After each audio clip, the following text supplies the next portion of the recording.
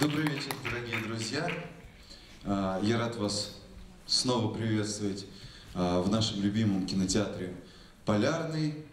Сегодня 6-й день кинофестиваля, последний день показа конкурсной программы.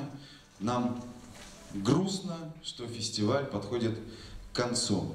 Но, испытывая эту и чувствуя грусть, мы внутри себя решили, что, понимая, что фестиваль заканчивается, мы будем каждое мгновение вот сейчас еще острее чувствовать, воспринимать, запоминать, чтобы эти воспоминания поддерживали нас в течение целого года, пока мы не будем возвращаться, до тех пор, пока мы не будем возвращаться с кинофестивалем вновь на Чукотку, в Анадырь.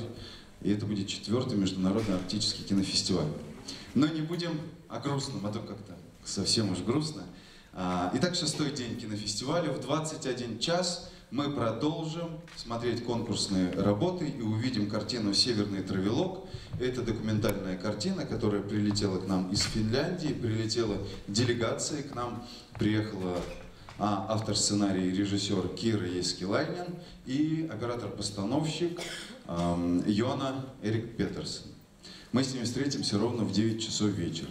А до этого мы проводим то, что проводим сейчас. Надо сказать, что кинофестиваль — это, конечно, это про кино. Но не только про кино и не только про смотрение кино на экране. Кино — это и съемки кино, и образовательные мероприятия, и в том числе спортивные мероприятия. Мне очень приятно, что сегодня Олег Токтаров провел с большим успехом тренировку открытую в спорткомплексе. Там было много спортсменов, и он был очень приятно удивлен, он получил большое удивление. Так вот, кино — это в том числе и образование. Мы проводим кинолабораторию, в рамках которой снимается 3 документальных картины, и завтра здесь на большом экране в 12:30 мы покажем вам эти фильмы, в том числе и конкурсные фильмы, которые вошли в программу «Киновзлет». Но что такое кино в большом понимании? Что такое кино не только в российском масштабе, но и в международном масштабе? Мы очень хотим, чтобы мы здесь, зрители на Чукотке, узнавали больше о том, как можно снимать кино, как можно его продвигать, чтобы мы узнавали и принимали этот опыт у самых успешных кинематографистов России. Поэтому я бесконечно рад и горд тем, что у нас есть такие друзья, которые, являясь успешными кинематографистами, могут приехать сюда, на Чукотку, проделать такой длинный путь, чтобы встретиться с вами и поговорить серьезно и при этом легко о кино. Поэтому сегодня мы начинаем мастер-класс «От идеи до зрителя», который проведет Алексей Петрухин, кинопродюсер, режиссер, сценарист, автор таких крупных фильмов, как, например, в 2014 году их компания, русская фильмгруппа, выпустила фильм «Вий 3D», который стал абсолютным рекордсменом в российском прокате, и до сих пор не каждая картина может побить этот рекорд. 1,5 миллиарда рублей они собрали в прокате. В этом году Алексей выпустил в прокат фильм «Биф». Это документальная лента, самая кассовая за всю историю проката кино, самая кассовая документальная лента. В том числе к нам присоединится по сценарию чуть попозже Анна Чурина, актриса театра и кино. Вы все ее прекрасно знаете. Она с вами поделится своим опытом, своими впечатлениями. У них заготовлена такая творческая, в том числе, программа. Поэтому не будем долго говорить о кино. Кино надо смотреть, поэтому мы начинаем наш мастер-класс, но, как обычно, я забыл что-то сказать. И, Оксана, спасибо тебе, что ты мне вот эти вот знаки показываешь. Как будет построено общение с Алексеем? В зале будут работать микрофоны. У вас у всех наверняка будет множество вопросов для того, чтобы их систематизировать. И чтобы мы проявляли уважение друг к другу, и наша встреча шла как-то по плану. Поднимайте руку, к вам подбегает волонтер. Ребят, кстати, давайте мы сейчас поблагодарим, дорогие волонтеры, спасибо большое, что вы с нами, и вы нам помогаете проводить, организовывать этот фестиваль. Большой вам респект. Вы большие молодцы, и у вас сегодня последний звонок. Поэтому поднимаем руку, вам приносит волонтер микрофон, и дальше вы задаете вопрос. На этом я прекращаю вступительную речь. Внимание на экран.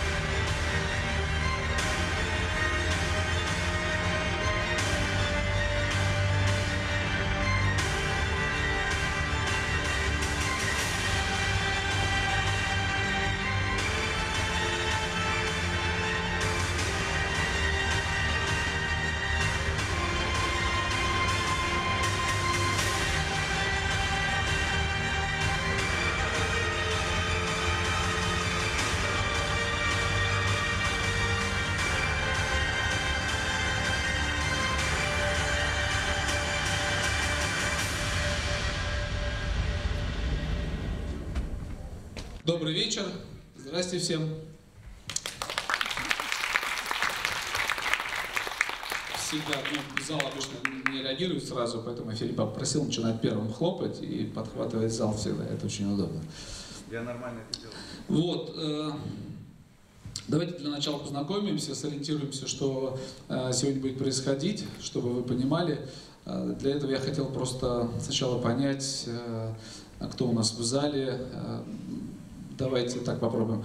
Кто занимается кино или хочет заниматься кино и пришел именно с точки зрения вот что-то получить, опыт какой-то новый, фильммейкинг такой, как делать кино или как разрабатывать идею, готовить презентации. Есть такие вообще в зале?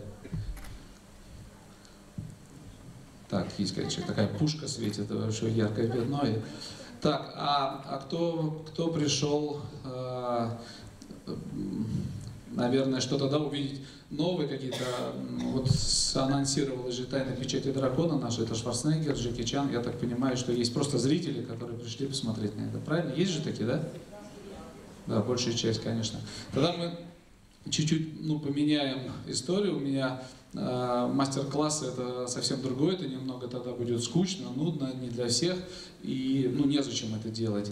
Мы сделаем, объединим эти две темы, и дам что-то интересное, будем больше показывать, меньше стараться говорить, но тем не менее первые минут 20-30 обычно точно уходят, это минимум, на такое вступительное вот о кино. Я бы очень хотел это сказать, и вас попрошу, конечно, потерпеть мой монолог.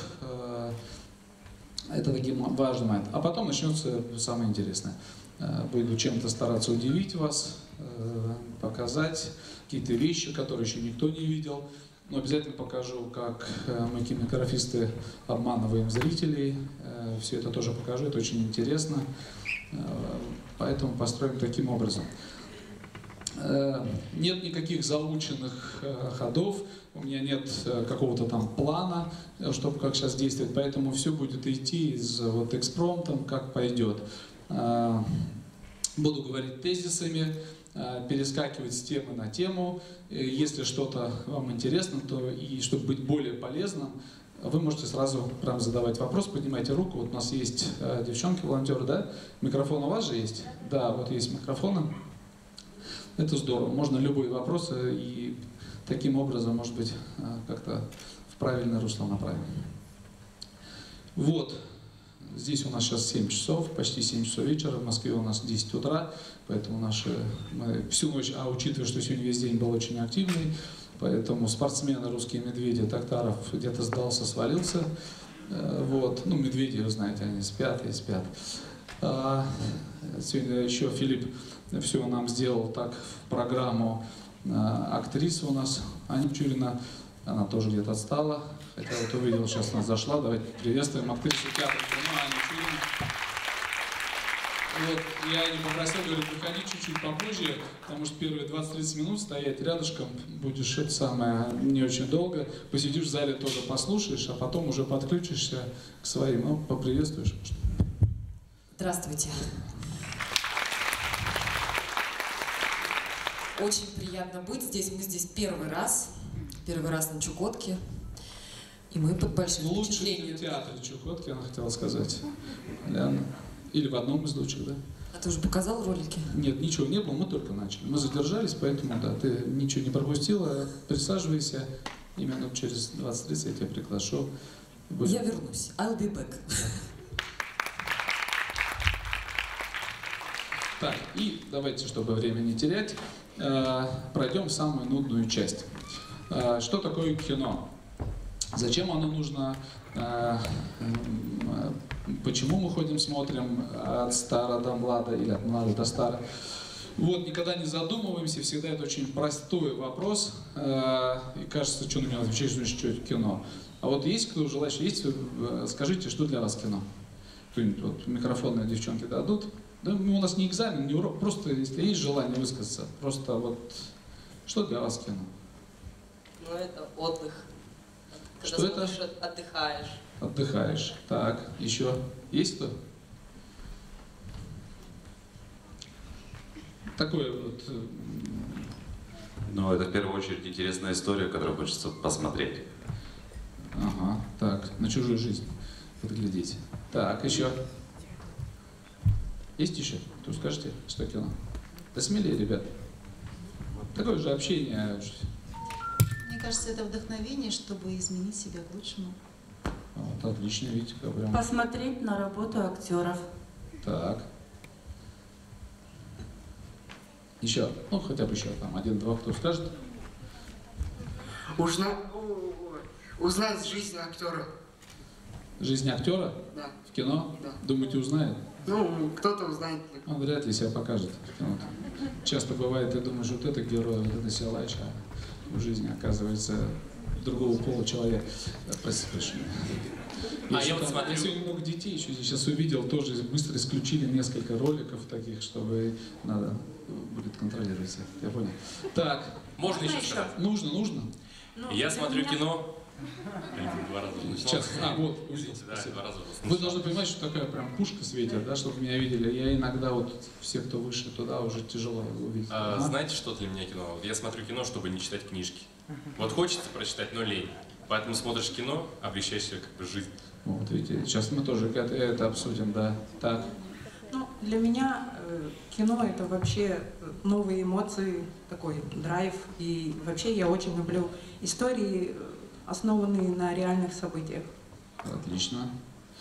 Так, ну давайте тогда пойдем, чтобы долго не отнять, чтобы лучше больше смотреть, чтобы досидели и вытерпели. Я обязательно сегодня вам покажу большие прям отрывки из будущего фильма, который выйдет только в сентябре. «Тайна печати дракона», в народе это «Ви-2» называется, вот, где удалось реализовать мечту своего детства. Я всегда хотел, во-первых, просто хотя бы познакомиться, сфотографироваться там с Джеки Чаном, фильм, на котором я вырос, а получилось, и мы дружим сейчас, дружим семьями, много общаемся, часто встречаемся, и удалось его с ним поработать даже в кино совместно, где мы партнеры с ним являемся, два продюсера. Шварценеггер, это... Поэтому даже говорить не надо, кто это, как вдохновлял этот человек и своими спортивными достижениями, и кинодостижениями. Тоже удалось и познакомиться, и задружиться, и пообщаться, несмотря там на разницу в возрасте, но нашли общий язык, и удалось поработать. И еще удалось их в одном фильме, двоих объединить, этих пацанов заставить подраться. Это вот дорогого стоит. Сегодня чуть-чуть вам покажу, ну, чтобы вы в сентябре пришли все-таки и посмотрели полностью. Вот. Значит, кино. Смотрите, кино. Кино все не просто так. Как бы сейчас вам казалось занудно, чуть прям потерпите, но я скажу это. У кинематографа, у кино есть основные три функции. Кино должно прежде всего вдохновлять зрителя. Кино должно вдохновлять. Кино должно объединять зрителя. Кино должно нас всех объединять. И кино должно образовывать. То есть давать что-то новое. Если в одной картине удается, что очень редко бывает, объединить все эти три функции, то это такой очень грандиозный успех у фильма. Если хотя бы одно даже получается в своей картине донести авторам, вдохновить, объединить или дать что-то новое, это уже тоже успех, это то, что называется потом сарафаном, то, что друг другу начинаем пересказывать или просто советовать посмотреть. Поэтому те, кто будет заниматься кино, хотят заниматься кино, надо понимать, что вы, создавая, разрабатывая свою идею, сценарий и потом снимая кино, вы должны помимо самой идеи, там, исторического факта, жизненно известных людей или еще какие-то вещи, но все равно должен за этим стоять посыл, вдохновить, объединить или дать что-то новое, рассказать что-то новое. Тогда вы на правильном пути. И я буду сегодня говорить, еще раз говорю, коротко, тезисно, какие-то вещи не расшифровывая, но если где-то вас прям почувствуете, вот, не понимаете или не согласны, и захотите что-то сказать, микрофон, еще раз повторюсь, справа-слева есть. Вот, кино. Поэтому те, кто будут заниматься кино, те, кто хотят создавать кино, снимать или так или иначе работать, и вот так, если можно коротко и пафосно сравнить, это, знаете, как доктора. Есть доктор, который лечит, а есть доктор, который калечит. Также и люди, которые в кино, такая же ответственность. Вы можете свои картины, свои идеи, то, что вы снимете на экране, покажете людям, настолько ранить человека, настолько усугубить, настолько эмоциями. Ну, то есть, как бы и без того, может быть, там тяжелые времена, какое-то свои события переживаете, да, а можно еще этим усугубить. Это те фильмы, которые мы называем там такими трагедиями, да, но не в смысле жанра. Любую трагедию все равно можно в конце дать надежду и какой-то хэппи-энд поставить. А именно, когда вот и без того там какие-то трудные, тяжелые моменты, и еще их в кино еще более утяжелять, и не давать ни надежды, ни выхода и прочее. Вот это я считаю вообще опасным. Это вот как врачи, к которым ты придешь, вместо того, чтобы тебе сказать, да ладно, у тебя что, болячка, много таких, давай попробуем сейчас и вылечим, и сделаем. Да? Есть врач, который скажет, что все, тебе этого нельзя, это то, иди, пакуй там, собирайся и так далее. Я представляю, выходишь после этого, действительно жить не хочется. Вот так же и кино. Поэтому все, кто будет этим заниматься, должны понимать вот эту ответственность. Воспринимается иногда зрителями очень просто. Баловство, развлечения, сняли, о, интересно, о, классно, о, круто, вот, и все. А за этим реально стоит. Но еще один момент важный, что кино – это большая политика. Любой фильм, любое кино – это политика. Вот самое сильное и мощное оружие Америки, я сейчас не специально прямо говорю, что у меня нет задачи обозначать там врагов или еще что-то, хотя нашу земную шар, люди, мы вряд ли когда-то будем все одной большой семьей, без границ или еще чего-то, такого не бывает. Просто свойство человека всегда как бы одним там доминировать над другими, всегда будет меркантильность у нас уже в генах во всех, я имею в виду вообще у человека, поэтому никогда невозможно такое ровное. И это, к сожалению. С другой стороны, нам нужно хотя бы начинать своей семьи, свой там двор, улица, город, страна, пытаться как-то объединяться, быть вместе, и тогда мы будем в безопасности, то есть беречь свою там культуру, традиции, историю, самое главное. Я, кстати, когда говорил слово «кино должно образовывать», давать что-то новое, вот в этом подтексте также обязательный момент – это вот как раз сохранять культуру, историю и традиции. То есть фильмы про войну, это то, что смотрят поколения, понимают. Исторические личности, развитие страны, определенные этапы. Вот эти вещи, они, конечно, тоже очень важны. Научные исследования и прочее. Это вот такой архив, получается, культуры, истории, традиций. Это важно. Малые народы, исчезающие народы, к сожалению. Начинается все сначала с языка теряет, потом свои традиции забывает, праздники чужие начинаем праздновать. Ну и понеслось, и не замечаешь, как из простого, легкого походить там на Хэллоуин в этих костюмах, и все начинает свое пропадать. Вроде как безобидно, вроде как, что-то он сейчас говорит со сцены, все это нормально, ничего не нормально. Это мы, взрослые, может быть, еще умеем фильтровать, а вот дети растут, смотрят на это, и все, и потом тяжело это видеть. Вот кино. Вот в Америке основное, мощнейшее оружие называется Голливуд. И это для нас показано как бизнес, как развитая большая там, творческие студии, которые научились снимать кино, у них хороший спецэффект, у них все интересно, но поверьте, это оружие. С помощью кинематографа Америка владеет уже всем миром. Не сдается только Китай и не сдается Индия. Это две страны, где запрещено, цензурируется, квотируются ограничения на все эти фильмы и правильно делают. А Россия давно уже тоже под Голливудом, ничего мы не сможем сделать. Я вам отвечу сегодня на вопрос, почему с российским кино все так не очень хорошо и развитие не то что медленное даже, а какое-то оно трудное, болезненное. Тоже вам сейчас это в двух словах пробегусь. Ну, зрители, как оно, возрастной ценз 0+. Америка, да, не в смысле хочу сделать там, обозначить, кто враг или еще что, но с другой стороны все очевидно, понятно, и я думаю, даже вряд ли будут возражения в этом смысле. Кино. Кино, конечно, показывает даже развлечения, которые я смотрю, там, «Мстители», «Человек-паук» и прочие, всеми нами любимые фильмы, ну, как бы, для многих даже прям очень нравится, зашел, отдохнул, посмотрел.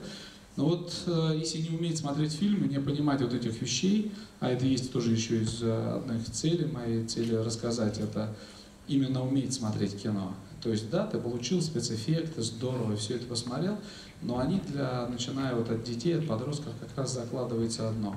Вот где самая мощная держава, где все это происходит. Ведь это все в Америке, это все там жизнь крутая, там, вот смотри, как все круто, там трансформеры уже давно, такие вещи, там все это работает. А ведь если кто-то был из вас в Америке, я имею в виду, съездил, посмотрел, хотя бы Лос-Анджелес, Нью-Йорк или прочее, вы поймете, что лучше, чем здесь, нет, конечно, нигде. И свободней страны нет, чем наша. О чем бы ни говорили. Вот, все эти вопросы демократии и прочее, мы сейчас не будем уходить, но я хочу просто, чтобы кино — это политика, это тоже такое, знаете, как рассуждать. Демократия — это якобы свобода, но ее надо правильно понимать. Свобода же это тоже, по сути, там мать анархии, по большому счету. Что значит свобода? Есть правила, есть общество, есть даже семья, в которой вы живете. Когда вот про цензуру, я чуть перехожу даже, что такое цензура? Вот в Китае цензура — это безопасность общества. То есть правильная цензура — это безопасность общества. А для нас вот как-то нам вбрасывают это, что цензура — это опять чиновники, это взятки, это кто нам будет что запрещать, а почему я должен выбирать, чего смотреть? Слушайте, ну цензура, а в семье как? Вы ребенка своего воспитываете. Когда воспитываете, это что, не цензура? Вы же тоже выбираете, что ему смотреть в 3 годика, в 5, какие мультики, что показать. Это и есть. Также нужно и с нами, со взрослыми, тоже с подростками, и со взрослыми людьми, и вообще с обществом идти.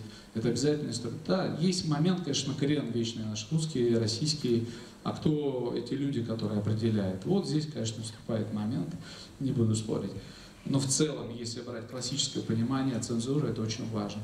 Это то, что показывать надо, такие фильмы, чтобы они не разрушали хотя бы нашу культуру, нашу идею вообще, нашу историю, не переписывали ее. А что нам показывают фильмы, где действительно Великую Отечественную войну-то мы особо не воевали, оказывается, нас американцы с англичанами там спасли и прочее.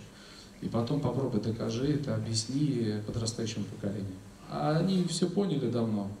5-7 поколений воспитают и все. И внутри мы сами просто даже сдаваться никому не надо будет, а все это превратимся в потребителей рынка только, и все, уже превращаемся. Так, ладно, я так грустно закончили, и можно продолжать, но русские не сдаются. И все остальные, да, у нас, значит. Чуть-чуть еще для тех, кто занимается кино, и тех, кто не занимается, есть такое понятие емкость рынка. Емкость рынка. И немножко тоже о влиянии как раз кино. Емкость рынка в кинематографе что такое? Значит, на сегодняшний день, ну и точнее последние уже 20-25 лет, в Соединенных Штатах Америки 42,5 тысячи кинотеатров. Вот сейчас попробуйте немножко так циферки зафиксировать. 42,5 тысячи кинотеатров. Почему не растет и не падает? Потому что эта емкость рынка, она заполнена. Количество людей, проживающих на территории Соединенных Штатов, и количество кинотеатров. Поэтому такие большие бокс-офисы, сборы фильмов, потому что вот такое количество кинотеатров. В Китае, например, 10 лет назад, я прожил 3 года в Китае, то, что я сейчас буду говорить, просто я знаю изнутри это все глубоко, а не слышал или прочитал. И вообще я стараюсь говорить только то, что проверил, попробовал, убедился, ошибся, наступил на грабли, еще раз наступил и прочее. Вот, в Китае 10 лет назад было неинтересно заниматься прокатом. Там было тоже 6-7 тысяч кинотеатров допотопных, у них тоже все это как-не очень развивалось. Фильмы собирали не так много, но они, поняв силу и мощь кинематографа, взяли полностью советскую модель, советскую, не российскую, а советскую модель, и за 2 пятилетки его воплотили. И у них на сегодняшний день уже около 60 тысяч кинотеатров. Поэтому сборы в Китае там одного фильма достигают, самый рекорд сейчас большой, 911 миллионов долларов. Почти $1 миллиард только на одной территории, материковый Китай. Вот, а раньше рекорды были там 10 миллионов долларов всего лишь. Фильм собирал. Вот у меня друзья в Китае, китайцы, сняли кино там за 2,5 миллиона долларов. Из них 2 миллиона отдали главному актеру, герою фильма. На 500 тысяч техническую часть сняли. Фильм собрал за 3 недели в прокате там, 287 миллионов долларов. То есть представляете, какой у людей во сколько раз больше оборот. И, естественно, они сразу начинают делать следующее кино более качественное. Поэтому у них кино сейчас растет нереальными темпами, именно качество растет. Вот, что было в Советском Союзе, 15 республик наш.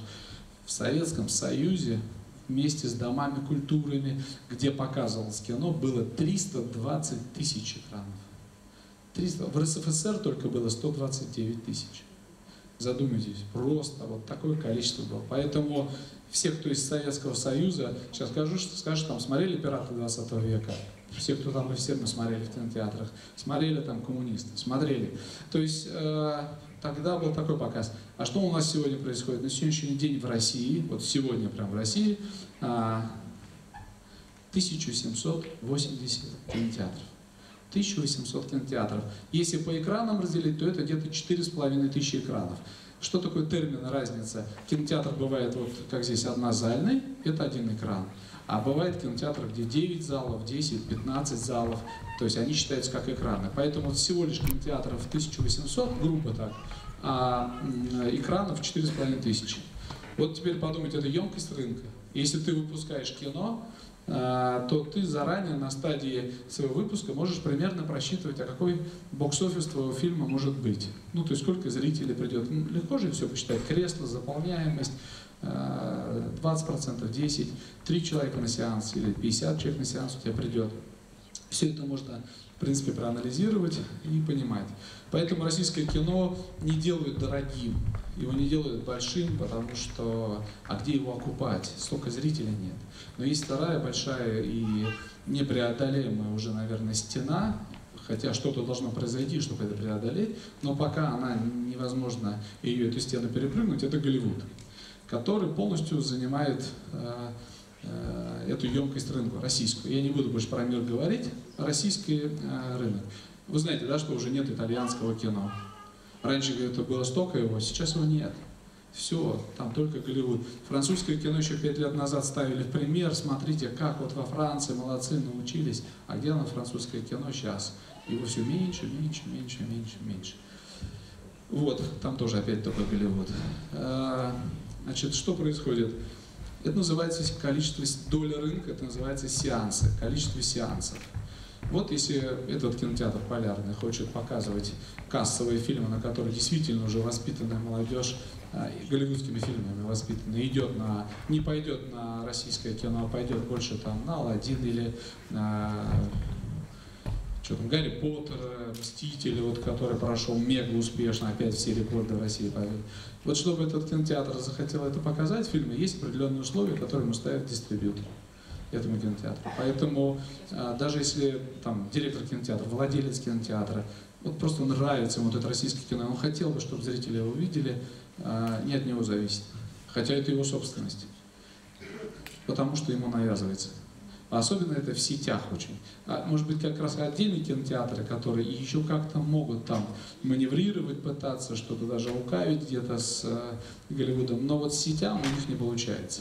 Сети большие, которые в России, у них сразу идет, значит, мы вам даем «Мстителей», вы нам обязаны его поставить там 80% всех своих сеансов, и еще там в течение года, еще, грубо говоря, десяток фильмов, даже названий их не надо будет записывать, а просто еще столько-то сеансов.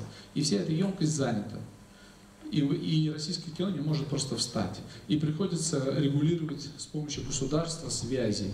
То есть и начинается. Но тут же вступают какие-то хейтеры, которые начинают ругать министра культуры, который вдруг объявил о том, что надо «Мстители» на неделю подвинуть. Вот. И поднимается молодежь, естественно, говоря о том, что все это ужасно, плохо, нельзя двигать «Мстителей», не нужно нам ваше российское кино, которое вы не умеете делать, которое ужасное, которое прочее, прочее, прочее. Вот. Такой есть минус. Так, еще немножко политики и прям переходим на что-нибудь интересное. Что за это? Вы должны понимать, те, кто стремятся к кино, работать, идти туда. У нас всегда есть такое большое влечение, помню на первых этапах тоже, это попасть на фестивали. Это Каннский фестиваль, как его на весь мир пиарят, как показывают эти дорожки, все актеры, актрисы, все туда хотят попасть, хоть как-то проект, режиссеры получить, вот, ну, прям внутри это все. Венеция, венецианские львы, вот эти призы, или там берлинские медведи, что там еще, канадский фестиваль сейчас поднимается. Вы знаете, все эти фестивали принадлежат, несмотря на то, что они находятся в Италии, во Франции, в Германии, они полностью все равно под Голливудом с незапамятных времен. У них никогда нет в конкурсе американских фильмов. Никогда не было. Только фильм «Открытие» или фильм «Закрытие», который вне конкурса. И обязательно большое мощное кино с знаменитыми актерами. Вот сейчас там в Каннах Брэд Питт, приехал Леонардо Ди Каприо, Тарантино, сделали фильмом «Закрытие», сделали свою премьеру. Поэтому мы все стремимся попасть туда, потому что там эти звезды. Но они не в конкурсе, их никто не оценивает. Они просто вот так сделали премьеру и это создали этому мероприятию мега-событие мировое. Значит, я всегда даже немножко с иронией это говорю, сразу говорю, что есть такой лайфхак, ну, имеется в виду подсказка, как правильно сделать. Хотите попасть на этот фестиваль, кто свое кино снимает? Есть очень простой, надежный, почти стопроцентный способ. Снимите о своей стране плохо. Все, снимите плохо, вы точно будете там. А если снимете очень плохо, так, чтобы это аж прям революцию поднимало, это все, вам гарантирован приз. И еще без вас дотащат до Оскара и будут там рассматривать, чтобы весь мир узнал об этом фильме и обязательно его посмотрел.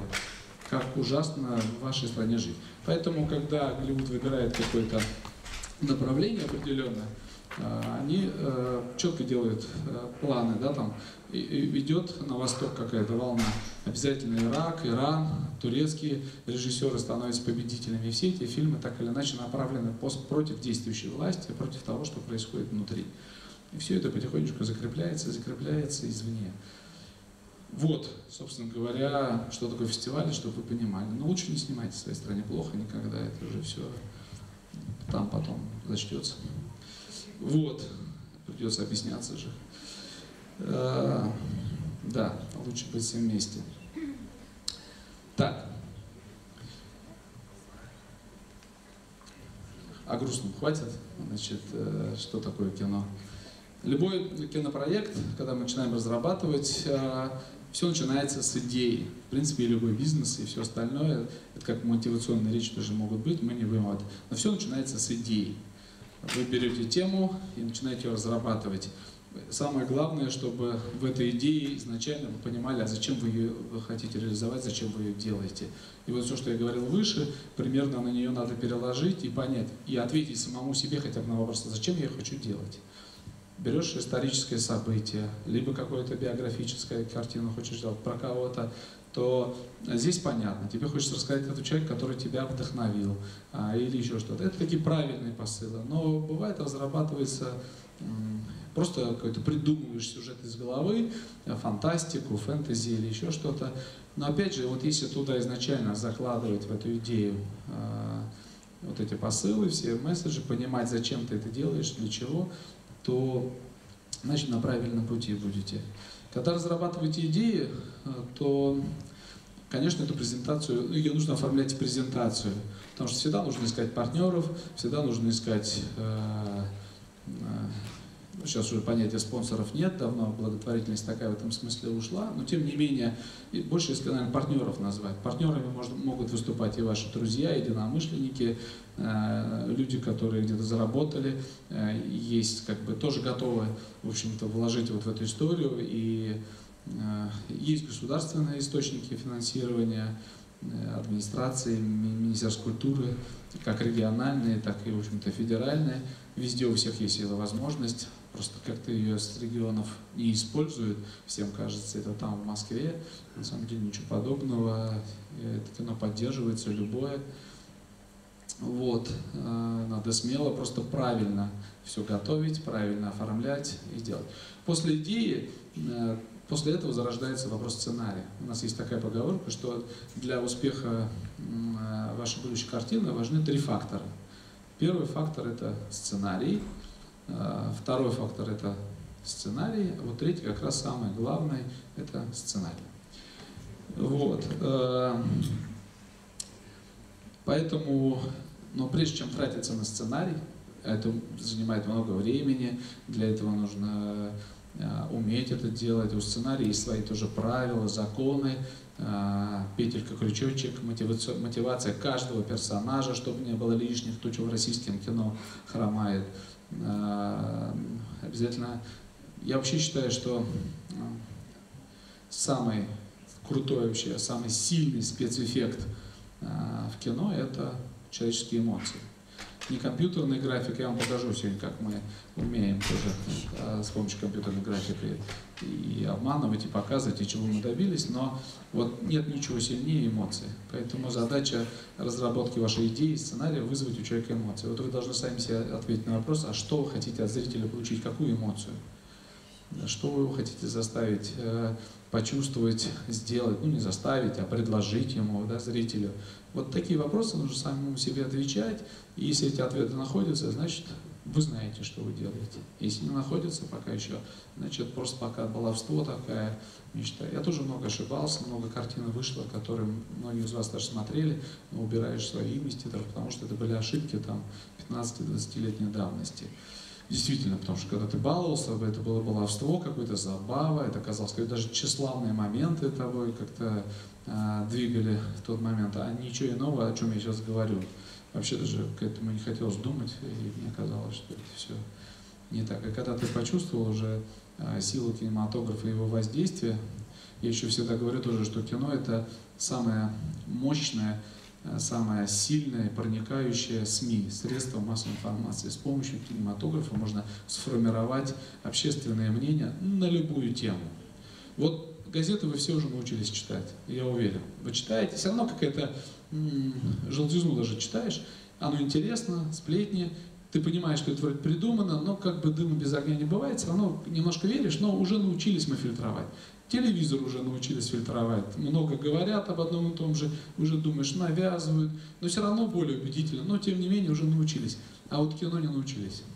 Кино показывают в игровой форме, с переживанием, со слезами, с известными обязательно голливудскими актерами, и все. Это подсознание ложится, и вот ничего ты с этим не сделаешь. Любую тему возьмите, то, что было для нас там, не знаю, там аморальным, вообще неприемлемым.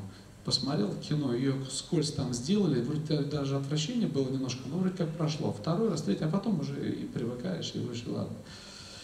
Вот, не при детях будет сказано. Ну, к сожалению. Поэтому с кино надо вот уметь смотреть. Мы всегда боремся за такую историю, как, да сейчас, конечно, чтобы в школах ввести хотя бы такое понятие, как киноурок. То есть хотя бы раз в месяц, там, не то, что раз в неделю, раз в месяц сделать киноурок, когда вместе с классом вышли, посмотрели какое-то кино, желательно с кем-то из киноиндустрии обсудить его, пообщаться, понять, чтобы научились дети и подростки смотреть кино. Тогда можно будет все подряд смотреть и не бояться за то, что что-то там переключат, изменят. Скажите, вы обратили внимание дважды о том, что кино – это очень мощное оружие. Почему мы этим оружием не пользуемся? Почему не увеличиваем количество кинотеатров? Почему государство не участвует в том, чтобы это оружие тоже стало эффективным? Ох, если бы я мог на это... Ну, мы можем, наверное, каждый повлиять. Опять же, нельзя здесь сдаваться. Но первое, мы упустили это время. Поэтому я назвал Голливуд стеной, которая стоит в нашей киноиндустрии, в кинематографе. Нам надо быстрее уходить в часть, нормально, а то уже потихонечку молодежь уходит. Они же не приемлят, чтобы критиковали голливудское кино. Вот, эта стена уже стоит, к сожалению, да, и ее перепрыгнуть никак. Новые кинотеатры, во-первых, у нас убили культуру хождения в кино. То есть, если мы в 80-х, 70-х годах, это было просто праздник, и мы детьми ходили по несколько раз на один и тот же фильм, да еще даже в начале 90-х. Но потом, как только первое, что произошло, когда Советский Союз развалился, в первый же год не осталось ни одного кинотеатра. То есть это так кажется, как обычно, когда трудно, всегда хлеб и зрелищ, да? Но вот это как раз и делается, да? То есть уходят продукты и убирают зрелищ. Кино все перестали, кинотеатры работать, превратились в салоны, в мебельные магазины, в рынки и прочее. Редко где устояло. Восстанавливать все тяжело. Культура хождения – это же бизнес. Если сейчас здесь, в этом кинотеатре, отменить голливудское кино, попросите управляющего директора, владельца, он четко скажет, а из чего зарплату платить, аренду, потому что российского контента просто столько нет. И нет такого качества, на которое бы сразу вот вы переключились и пошли. Ну нет, на «Аладдин» все сходили, там с утра, даже в 9 утра готовы были пойти. А на российское кино тяжелее идти, потому что оно еще не того качества, не того уровня, уже потерялось доверие. Как это сделать? Без помощи государства не обойтись. Имейте в виду, это обязательно субсидии, это обязательно деньги, которые должны выделяться на кино. И это вот как выделяется на здравоохранение, выделяется на образование. На самом деле на кино надо выделять такие же бюджеты, как в Китае. То есть это кино должно делаться. А если не выделять деньги даже на кино продюсерам, и не нужно, может быть, это делать. Я тоже всегда, 3 года назад, удалось убедить министра просто сесть и сказать, слушай, вот рассказав вот эту историю, ну, конечно, он больше меня этого понимает, но сели, просто долго говорили, что надо финансировать, открывать кинотеатры. Во всех населенных пунктах, вот у нас в России там 320 городов, в которых нет ни одного кинотеатра, с населением до 100 тысяч человек даже. Нет ни одного кинотеатра, вот ни одного. То есть, а были раньше, и было там 5, 10, 15, да, просто их сейчас нет. Вот надо открывать в этих городах кинотеатрах, но это субсидии, вот нужно тратить не на кино, может быть, давать там продюсерскому цеху, а вот открывать эти, фонд кино начал это делать. В принципе, вот из этих 1750 кинотеатров 600 сегодня уже от фонда кино, которые по 5 миллионов дают, невозвратные деньги, чтобы купить проектор, экран, немного сделать ремонт. Это какое-то движение, я имею в виду, есть. Вот, но еще нужна теперь культура хождения в кино, чтобы зритель ходил, это следующий этап. Но это маленькие очень субсидии, очень маленькие, такие микрошажками идешь. Голливуд-то вот так уже идет, как Медведев, к сожалению. Хотя мы должны быть медведями. В Советском Союзе так и было. Кино управляло нами всеми, формировало нас, объединяло, и, посмотрев коммунистов, все в партию, в пионеры, мы все хотели сразу. Кстати, ВИИ 1967 года тоже создавался, когда церковь стала снова подниматься, после всех этих трудных времен народ стал обращаться к церкви. Коммунистическая партия заказала фильм «ВИИ», и по Гоголю сняли тот самый ВИИ, который в нас, в детей, вселил страх вообще заходить в церкви, потому что чертовщина была нереальная. Ну, после фильма. Это же такой первый фильм ужасов был советский. Вот для этого его делали. Как бы нам не казалось, что это просто развлечение, и Птушков взял и снял по Гоголю. Гоголь вообще о другом писал. Гоголь был глубоко верующий человек. Глубоко верующий человек. Вообще он как раз, сколько Белинский удалил оттуда, из этой рукописи, лишь бы опубликовать эту повесть и про ВИИ, да, на самом деле это все чуть по-другому было. Так, по идее, значит, надо что-то показать. Что можно делать? Прям к практике будем переходить, а то часами можно говорить, а потом хочется показать вам. Значит, что можно было бы взять, например, и сделать? Презентацию. Давайте я просто покажу. Получится у нас PDF все-таки включать? Да. Отлично. Давай прям сразу включим, например, «Пятеро на каникулах». Презентация. Что можно было бы делать? Это ребята на Алтае тоже развиваются в... А можно пушку чуть-чуть прям, на меня сюда сдвинуть, да. Развиваются семейные тревел-проекты, это как бы документальное кино, и при этом оно может быть для работать для телевизора, продаваться, и даже быть бизнес-идеей, в нее можно много найти партнеров, спонсоров, именно уже спонсоров. Еще есть такое понятие product placement, это когда ненавязчивая реклама там в кино, майонез какой-нибудь, кетчуп едят или еще что-нибудь, он вкусный, там, и все его хвалят. Или, в общем, это называется product placement, за счет этого тоже формируется бюджет. Когда делают презентацию, ее оформляет всегда очень просто. Почему именно это хотел показать, что то же самое можно и в Чукотке делать. Такая история о крае, о каких-то вещах, и она именно такая документально-развлекательная, разговорная. А давайте прям по кадру идем дальше. Я не буду задерживаться долго, чтобы не было нудно. Обычно пишут идею своего проекта, сверхидеи проекта, это имеется в виду совсем для чего ты делаешь, там пропаганда семейных ценностей, забота о детях, почтение к старшим, забота, в общем, сверхидеи. Есть цель у проекта, да, привлечь внимание к уникальным регионам Алтайский край, Республика Алтай, туристов со всей России и прочее. Ну, а вы как бы сейчас сразу для себя переписываете для Чукотки. Дальше. Обычно формируют бюджет проекта, бюджет проекта, он обычно формируется на самом деле после того, как кино сделано, и ты считаешь бюджет, а до этого профессионально называется лимит затрат. То есть это ту часть денег, которую ты себе планируешь, в которую ты планируешь уложиться в этот бюджет. То есть что туда входит? Там экспедиция, состав, актеры, режиссеры, операторы, водитель. Сроки производства, создания, они всегда разные. Там пилотная версия, так как их там планируется сделать там 8, я не помню, или 12 небольших этих серий по 26 минут. Ну, нужно всегда сделать первый пилотный выпуск, там тоже сколько он стоит, отдельно и прочее. Дальше. Следующее. Ну, предложение обычно мы пишем для партнеров, то есть там генеральный партнер, партнер проекта. Дальше. Что они получают, что они должны вложить и что они получат взамен. Информационные, бартерные, сопродюсером назваться.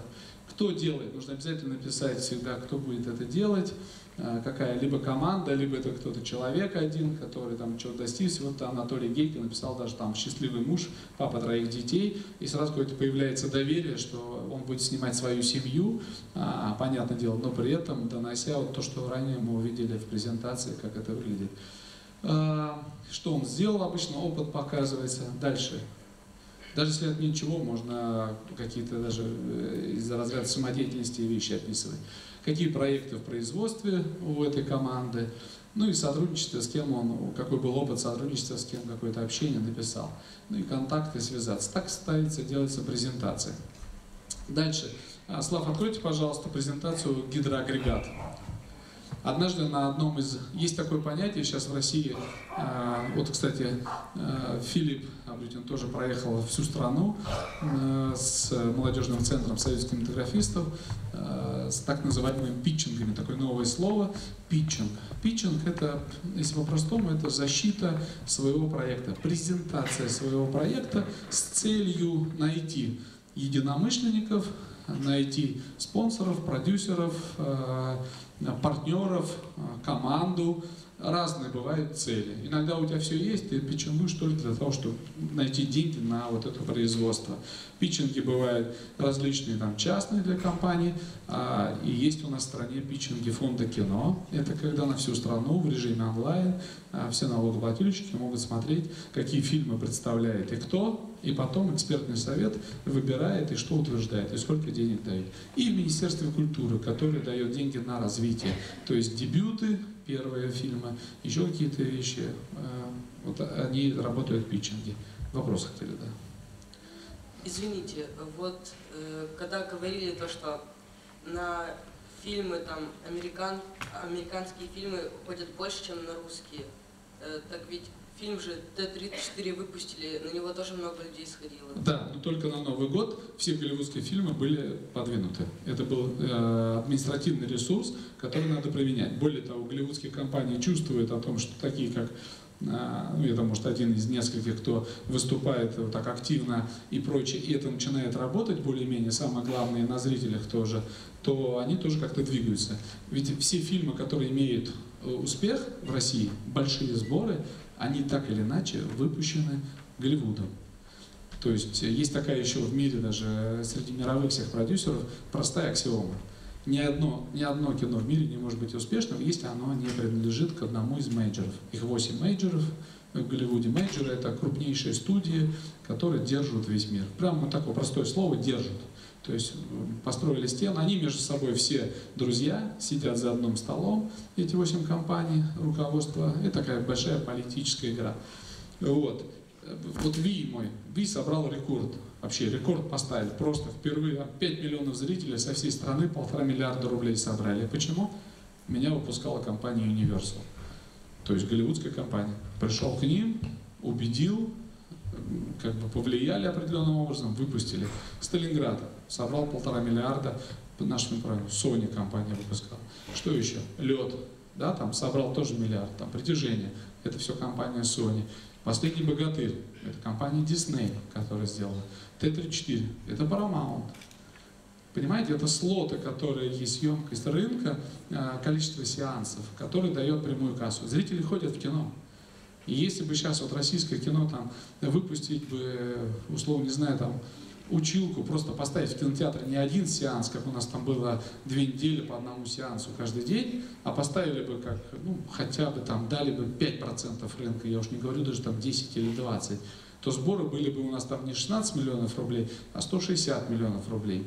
А если бы были бы такие сборы, да, это не вопрос же, что деньги в карман, ведь в кино же только больные люди работают, поэтому эти все деньги пошли бы на следующие картины, которые стали бы по качеству лучше. И так бы шаг за шагом, там 5-7 лет глядишь, и кино бы совсем другое было. Но, к сожалению, так.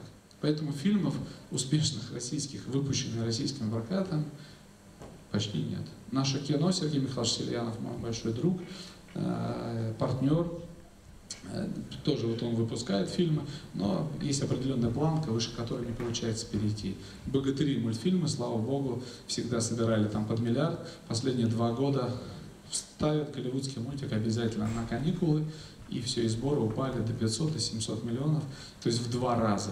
Естественно, он не может по качеству этих богатырей поднять, потому что все идет так. Еще вопрос хотели? Про киностудии, которые у нас в России есть. Да, Почему? Их нельзя было, их никогда не было в 90-х и в начале нулевых, их не было, нельзя было, по закону вообще нельзя было иметь, потому что государство еще России понимали, ну после Советского Союза так осталось. Нельзя было открывать офисы, американское кино можно было прокатывать только через российского дистрибьютора. Так появилась компания «Каро Прокат», которая прокатывала фильмы Warner Brothers. Universal прокатывал там российская компания «Гимни» когда-то была. Но потом, вот 2004 или 2005 год, как раз там это ВТО, вот это связанные первые шаги, которые обязали сделать. Первое, что навязали оттуда, европейские нам ценности, это что мы не имеем права. Мы должны пустить все компании сюда работать. И, естественно, офис Disney, офис Fox, офис Sony, офис Universal, офис Paramount, сразу все открылось здесь в России. И вот мы здесь потеряли окончательно какую-либо надежду. И закрыть их сейчас, это что? Это же как закрыть? Это уже большая политика начинается играть. То есть, как бы... То есть перспектива создания наших российских кинокомпаний, она призрачная? Мы создаем, вот наше кино потихоньку развивается, но, как видим, поднимает голову и начинает забивать. Что бы Сельянов не поставил, ставит фильм «Салют-7», а против него сразу ставится бам-бам-бам много Голливуда. Причем он в Америке вышел уже, этот блокбастер, да, там, «Веном». А здесь он выходит на 2 недели позже, чтобы стать в одну дату с «Салютом-7», чтобы «Салют-7» не мог получить там 5000 сеансов в день, понимаете? Он получил всего лишь там 1000 сеансов в день, а «Веном» получил 8000 сеансов в день. И «Веном» собирает 1,5 миллиарда, «Салют-7» собирает там 600 миллионов. И дальше зритель говорит, ну видите, «Веном» же, или там бизнес, когда кинотеатры говорят, а зачем нам, то есть «Салют-7» катать, он у тебя собирает там 600 миллионов, а там собирает 1,5 миллиарда. А ты говоришь, слушайте, ну давайте посмотрим, сколько сеансов было у «Венома». Мы смотрим там типа 60 000 сеансов за 2 недели, а у «Салюта-7» там 23 000 сеансов. Ну сделайте сеансов такое же количество, и фильм точно так же будет работать. Вот. Так, я просто прям быстренько идем, надо что-то показывать начинать, а то я все уже утомил, там некоторые уже спят, и нужно прям двигаться. Гидроагрегат, мы взяли тему Саяно-Сушинской ГЭС, ту аварию в 2009 году, когда погибло 75 человек, вот, а могло погибнуть несколько миллионов. Такая авария была очень серьезная. Вот, хочется снять об этом кино, но при этом дать такое понятие профессии инженера, те 3, которые спасли реально весь край почти Красноярский, где Енисей бы все это залил, вот, просто жертвуя собой, открывая. Начали разрабатывать, и то, что сначала делаешь презентацию. Давайте прям полистаем, Слав, прям так в режиме, не будем ее долго. Тоже написали, о чем это кино. Одна из самых мощных действующих ГЭС в мире, во-первых. Интересно посмотреть сюжет, о чем там должно быть, мы напишем. Философия проекта обязательно пишем, что, ну да, жанр фильма «Катастрофа» делаем. Дальше показываем, кто создатели, как мы уже говорили ранее. Вот, кстати, с Ильяновым были. Dreamcast такое еще применяется. Слово dream это означает твоя мечта. То есть это не значит, что ты уже пошел и договорился с этими актерами. Это значит твоя мечта, с которыми... Но любой продюсер-инвестор оценивает вас будет изначально, насколько вы адекватны, когда ставите кого-то сюда, и насколько ваш вкус работает и понимание рынка. Поэтому Dreamcast всегда делается примерно точно. Локации, где будем снимать, как что делаем, какие-то уже раскадровки проекта каждого кадра обычно ставим, план производства пишем, бюджет проекта посчитали, социальную значимость проекта сделали и еще дальше. Все, да? Да, правильно. Все, закрываем тогда это. И еще можно одно откроем, и больше не будем. Я прям быстро пробежимся. Преступление и наказание. Взяли идею преступления и наказания, книгу Достоевского, и попробовали как свинь поступить, вроде как бережно отнестись к Достоевскому, к его, но при этом рассказать эту историю глазами Дуни Раскольниковой. Вот. Кстати, когда вы разрабатываете идею, у нас сегодня мастер-класс, поэтому кто-то зритель, если пришел, ждали много сейчас фильмов, они сейчас буду, я вам показывать, но надо чуть тоже потерпеть, чтобы ребята, кто хотят какой-то хотя бы такие тезисы уловили. Когда вы идею придумали, о чем вы хотите снимать кино, еще даже у вас нет сценария, можно позволить себе, если у вас есть знакомые художники, либо нанять его там за деньги, если есть хоть какой-то микробюджет, заплатить ему, либо просто договориться на будущее. Мы рисуем сразу. А может быть включить, я вижу, там многие уже машут, жарковато от этого, я имею в виду кондиционирование. Вот. Как быстро чувствую, я еще только сказал и работает. Преступление и наказание. Нарисовать так называемые эскизы или концепты. То есть фантазию, что у тебя в голове, художник воплощает, потом легко презентовать и рождать зрительно свою идею, свой фильм. Новый взгляд истории. Вот это уже концепты. Да, Дуня Раскольникова, она перестала получать письма от Родиона Раскольникова, от своего брата. То есть, по сути, когда его сослали на каторгу, никто же не знает, тогда не было, как сейчас, интернета, телефонов. Вот, собственно говоря, поехала его искать. Значит, по мотивам культовых произведений, то есть зачем это делаем, там 23 страны перевели. Еще есть такое понятие, как референсы. Это когда, чтобы долго не рассказывать, какое твое будет кино, легче иногда сказать, вы смотрели же все там Гая Ричи, Шерлок Холмс или Банды Нью-Йорка. Условно будет такой стиль, кстати, видите, ориентируемся на Голливуд. Потому что нечего другого показать. Мы уже воспитаны на нем. Нам не надо с ним соревноваться, но тем не менее мы не можем делать другое кино, иначе ты не сломаешь. Ну, как бы стереотип, это еще очень дорого ломать стереотип. Вот как корейское кино, вы вряд ли кто смотрите прям корейское кино. Редкие бывают, у них какие-то проекты на весь мир, а так это свое.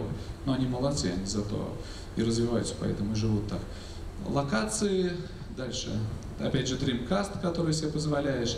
Коммерческий потенциал картины оцениваешь, можно предположить даже, какие у тебя будут сборы, план производства обязательно выставляешь, да, какие-то показываешь уже, что ты работаешь над этим, у тебя есть раскадровки, ну и почему это важно, такой политический момент, что это продукция из Германии, прочее, прочее. Поймете почему. Вот, успех фильма «Ви», то есть взгляд другой стороны, умение, опыт этот, он уже нам дает потенциал, то есть мы за счет презентации команду показываем дальше. Все, наверное, все, да. Все, презентации больше не будем. Теперь начнем смотреть чуть видео. Вот для того, чтобы дальше много иногда не говорить и не показывать печатную презентацию, можно сделать наглядный небольшой ролик. Например, гидроагрегат. Как дать почувствовать зрителю или вот экспертам, продюсерам, спонсорам, инвесторам, о чем твое кино, как. Лучше, конечно, кино не рассказывать, как я много сейчас говорю, а что-то показывать. Мы взяли и сняли небольшой ролик. Слава, он называется... Файл называется «Гидроагрегат». Я буду сейчас посмотрю. «Гидроагрегат. Документальный фильм». Видите, да? Смотрите, без слов, просто на 1 минутку. По ситуации мы обратились в МЧС, какие-то получили кадры с... А можно свет выключить, чтобы было лучше видно? Полетали, поснимали то, что есть сегодня. В МЧС попросили кадры с камеры наблюдения, когда произошла катастрофа. Вот в этом зале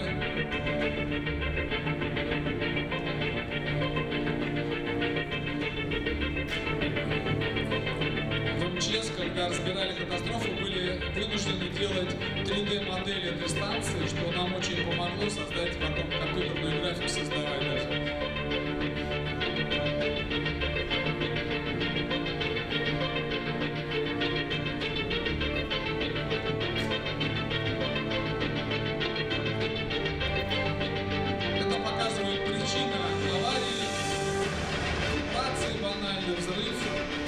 Масштаб, да, плохое качество, даже с МЧС брали, это не мы делали.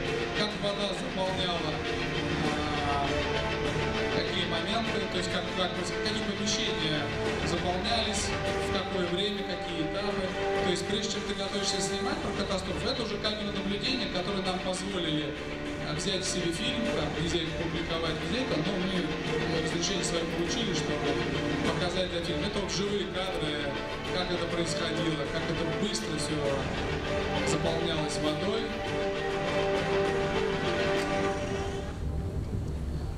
Ну, собственно говоря, мощь этой гидроэлектростанции, это гидроагрегат сам. Название. Вот буквально мы с вами минутку посмотрели. Если бы защищал проект, я его защищал там в фонде кино, то это выглядит очень там, настроение ловит, убедительно. Дальше, конечно, эксперты задают вопрос, а что ты хочешь, зачем? Показать, какие у нас несовершенные гидростанции, чтобы еще больше их люди боялись. Ну и ты начинаешь уже здесь вопросы отвечать, парировать и защищать эту историю. Вот, я бы сейчас показал еще один, значит, как тему, которую можно было выбрать. Мы посмотрели про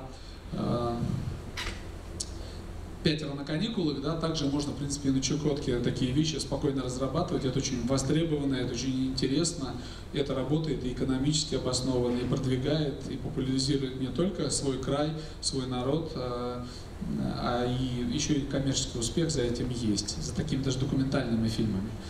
Вот, есть такая попытка у нас про вокзалы.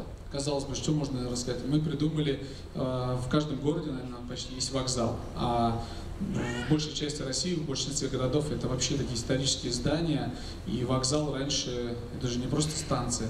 На самом деле вокзал — это туда, куда ездили на мероприятия. Там были концерты, вкусное питание, еда, и поэтому первые вокзалы были вообще с другой задачей, функцией. А потом, когда уже Красная Армия, когда власть пришла, у нас все это быстро отобрали и превратили в то, что мы имеем сейчас. Единственное, начали с Питера реконструировать. Мы подумали и решили рассказать таким тоже документальный язык, но при этом как-то это преподнести немножко с реконструкцией, с интересом, с такими какими-то рассказами, с исследованиями научными. И это интересно. Вот давайте сейчас ролик посмотрим, называется «Вокзал документальный». Слав, только сейчас секундочку не включайте. Ну хорошо, давайте посмотрим. Не, давайте посмотрим. Но видит Бог, есть музыка над нами. Дрожит вокзал от пенья Анит. Уважаемые пассажиры, скоро поезд. И снова паровозными свистками разорван скрипичный воздух. 8 новелл, связанных между собой линиями железных дорог, и не только. Судьба героев, изменивших историю России. 30 октября 1737 года первый поезд пошел от Санкт-Петербурга до Царского Села. Люди, провожавшие первый поезд, были потрясены зрелищем. 60 верст в час. Страшно подумать. Какая же сила несет все эти огромные экипажи с быстротой ветра в пустыне? Какая сила уничтожает пространство и поглощает время? Эта сила — ум человеческий, писали Санкт-Петербургские ведомости. Лингвисты неправильно истолковывают фразу из газет, что в Павловске поезда отправляются от вокзала. С целью поднятия экономики в этом вокзале для привлечения горожан были организованы постоянные концерты. По существу это первая такая филармония, да, петербургская филармония. В других городах железными дорогами связываются важные промышленные пункты, а у нас такую выстроили в трактир. И мы с вами находимся не просто на вокзале, а на Витебском вокзале. Вот он, шик начала 20 века. В детстве приезжал даже специально на вокзал смотреть на электровозы, тепловозы. Я тоже в детстве очень любила вокзалы, хотя я выросла в маленьком городке, и там вот такие были малюсенькие станции.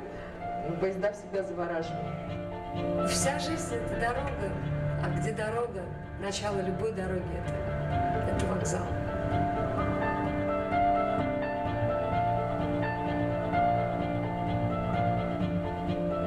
Он замыслил его как храм прогресса.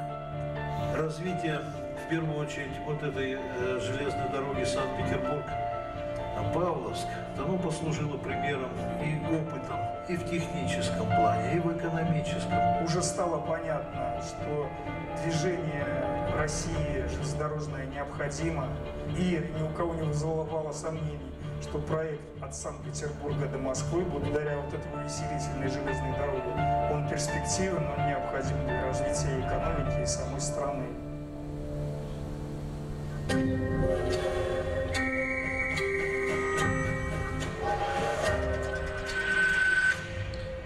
Вот, это ролик, называется.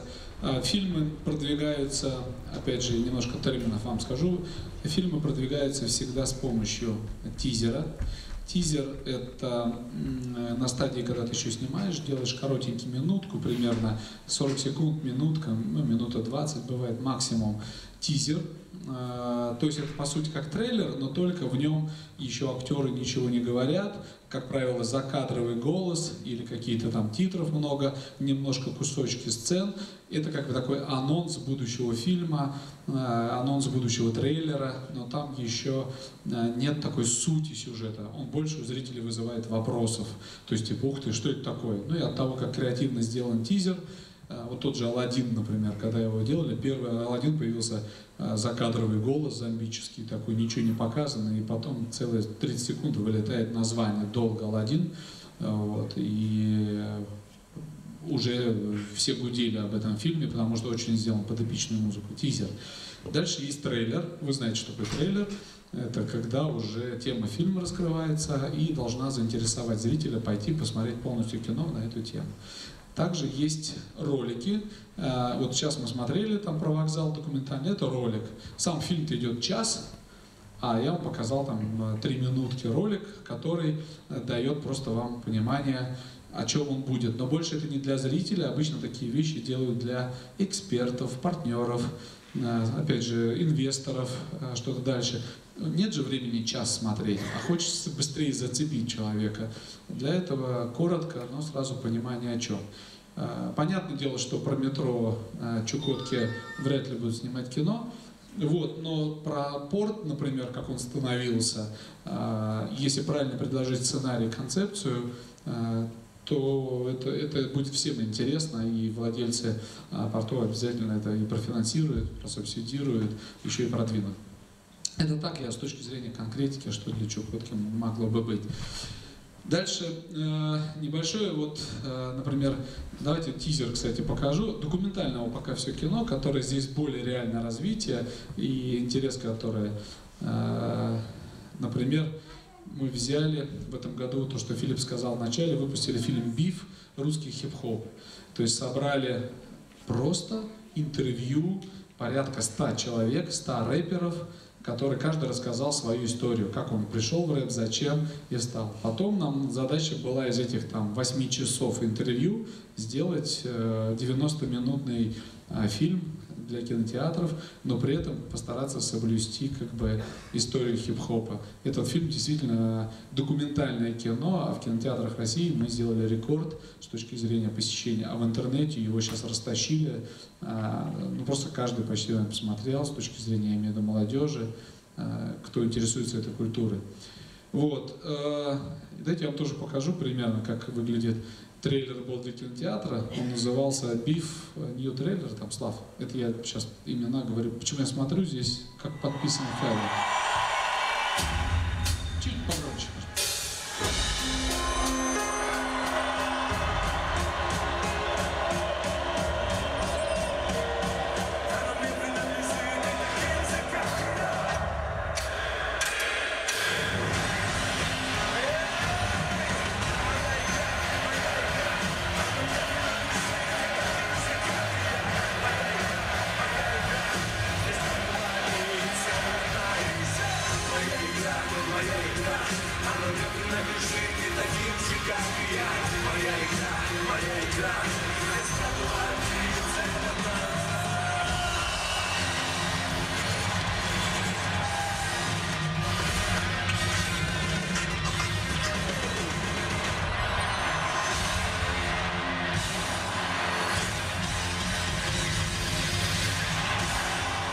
Испытай в кино. Вот, видите, это минута 20 трейлер, который зрителю ничего вам не рассказал, но какое-то показал настроение. А когда ты приходишь на радио или там на телевидение, или опять же там к партнерам, тебе нужно сказать: выступите партнером нашего фильма, там помогите нам деньгами или там информацией, рекламой, то кино смотреть всего не 90 минут, вряд ли ты их заставишь сразу. По трейлеру они скажут: ну, трейлер, да, интересно, что-то там, но о чем кино-то? И для этого ты всегда готовишь небольшой ролик, который коротко-коротко, но дает какое-то еще больше интереса, понимания. И они тогда либо принимают решение кино смотреть, или же сразу принимают решение: все, мы с тобой там в одну лодку садимся, идем вместе. Слава, давайте покажем биф как раз, чтобы была чувствовалась разница. Он называется биф-ролик. Он тоже на 3 минутки, но уже чуть подробнее. Хип-хоп — это свобода. Хип-хоп — это борьба с самим собой.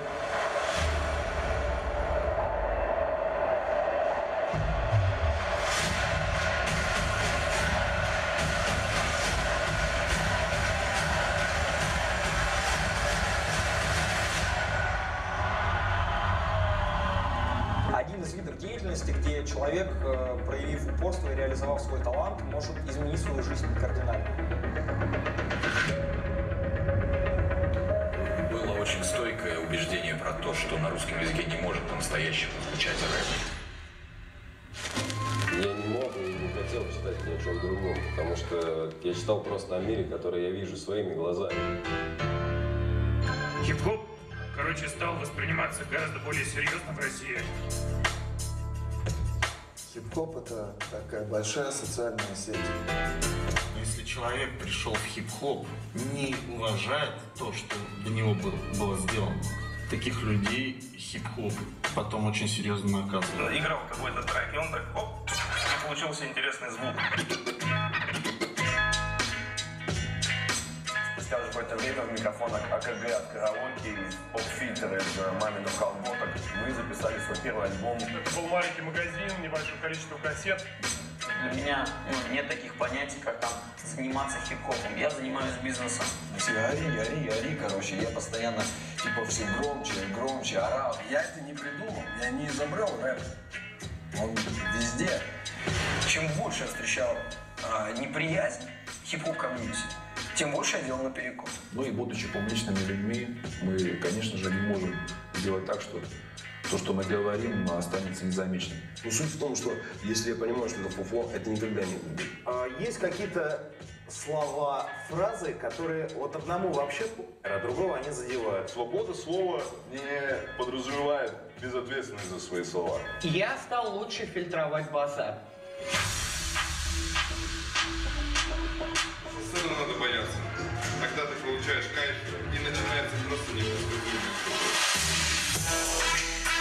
Ну вот вышел альбом и начал совет говорить. Это пошли дальше уже не просто там нахуй. Это встреча автора с его людьми. И один без других не может существовать. Мы все мечтали, о чем? Ну вот о том уровне, на котором я сейчас, я даже никогда не мечтал. То есть я не знаю, как себя вести на этом уровне, потому что я никогда об этом не думал.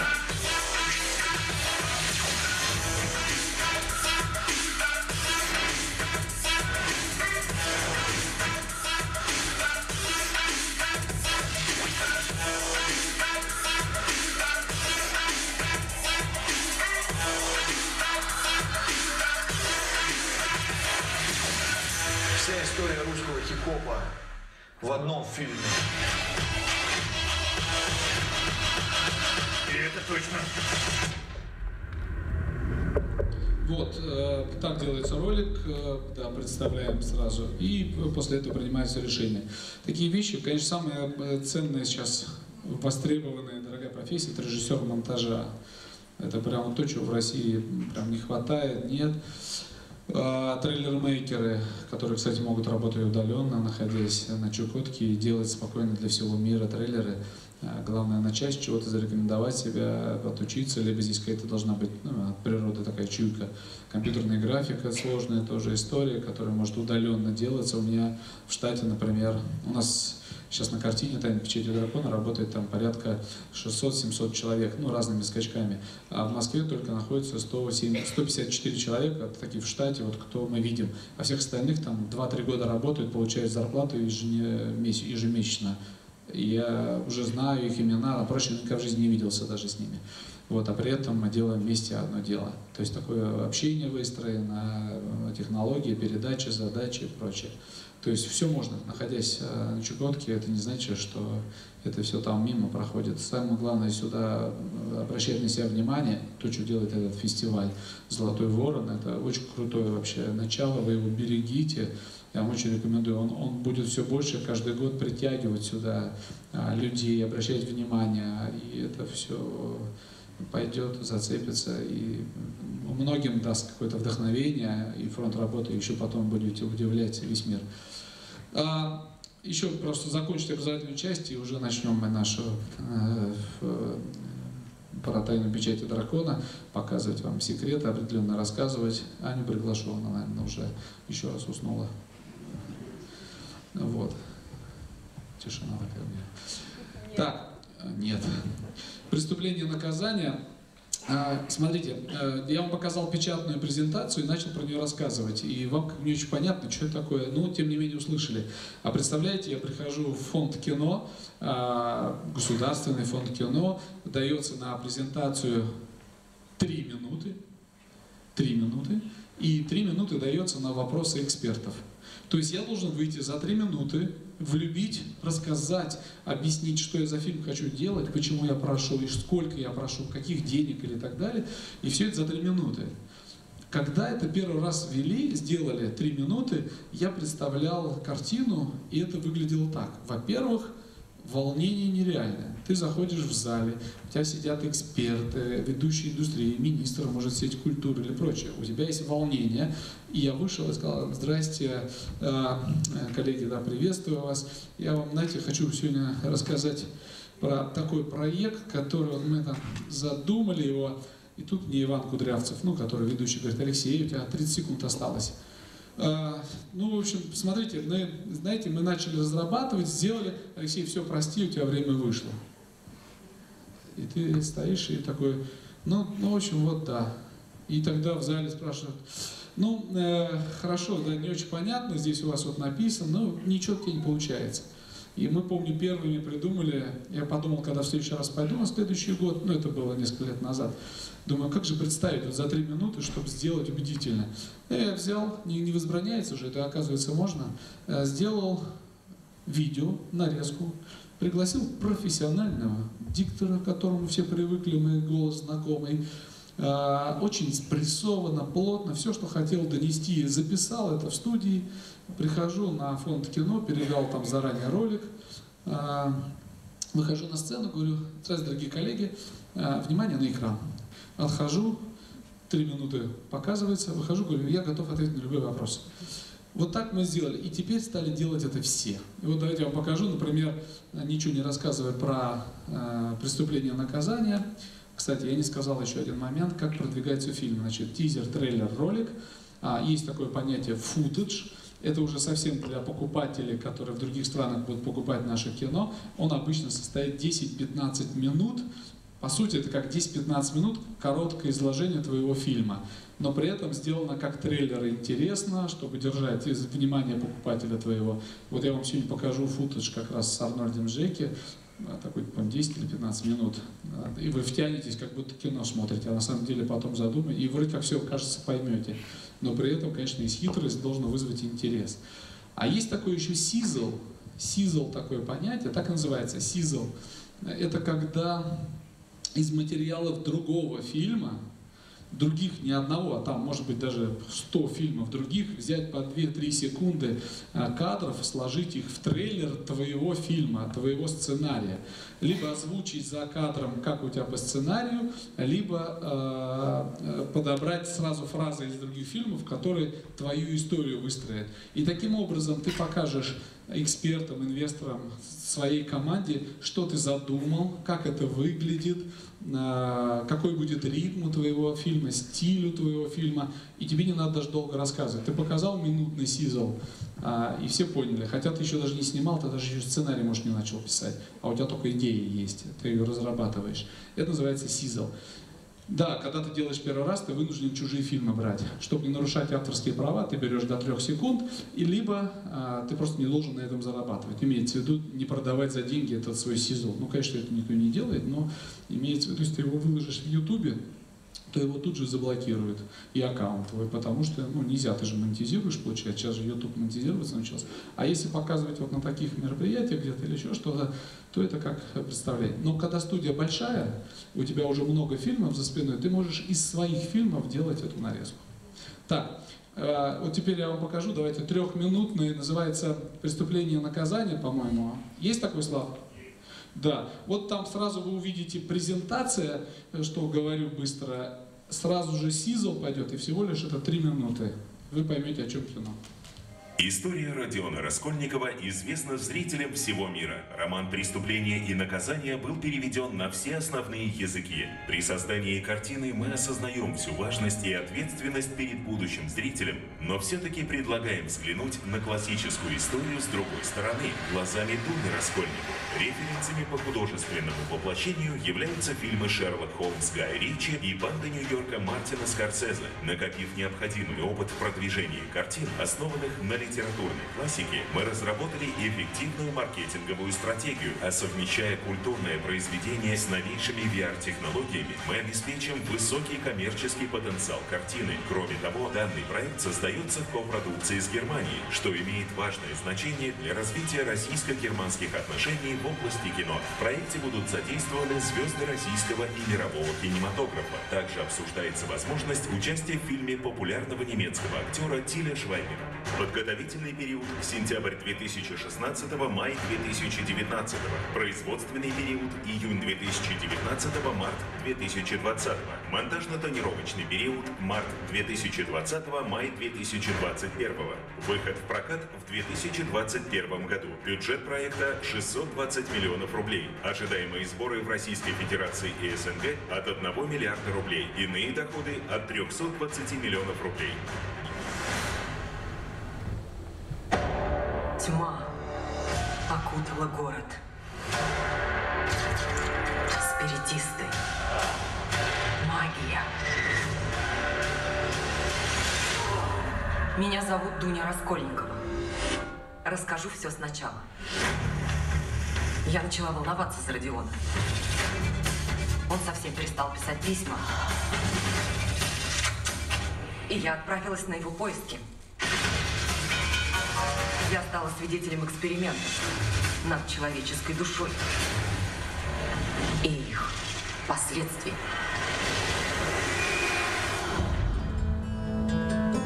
Город заполонили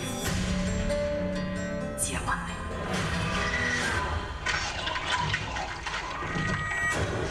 И некому дать отпор.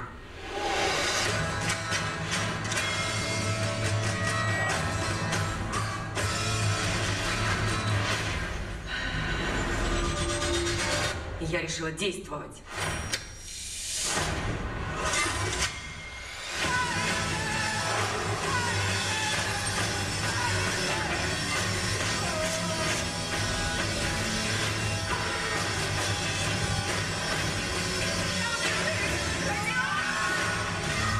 Мы спасем город.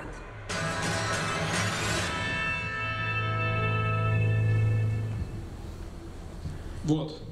Да, 3 минуты ровно презентация. Ну, это, понятно, деловая для фонда кино, с цифрами, с деньгами, со сроками и сразу как это будет выглядеть. И не добавить, не убавить, только вопросы начинаются уже у экспертов. Ну, типа, а ты уверен, что ты так сделаешь? Или там, а будет ли Тиль Швайгер? А какой есть гарантии? И, ну, и вот эти все вопросы, ты на них уже отвечаешь и готовишь. Так, ну мы так с образовательной просто тему идеи чуть-чуть разобрали, учитывая, что большая часть все-таки просто зрители, а не те, кто в кино, поэтому мы, наверное, пойдем уже к нашей сейчас теме, к «Тайной печати дракона». Но прежде чем идти, я хочу вам показать трейлер фильма, который завтра будет фильмом закрытия 3-го международного арктического фестиваля арктического кино «Золотой ворон». Все время хочешь сказать «Золотой орел». «Золотой ворон». Вот, «Последнее испытание». Если есть те, кто смотрели фильм «Училка», который мы как-то сделали быстро, мне очень хотелось высказаться. В 2015 году мы сделали прям недорогое кино, там за 10 дней с Ириной Петровной Купченко.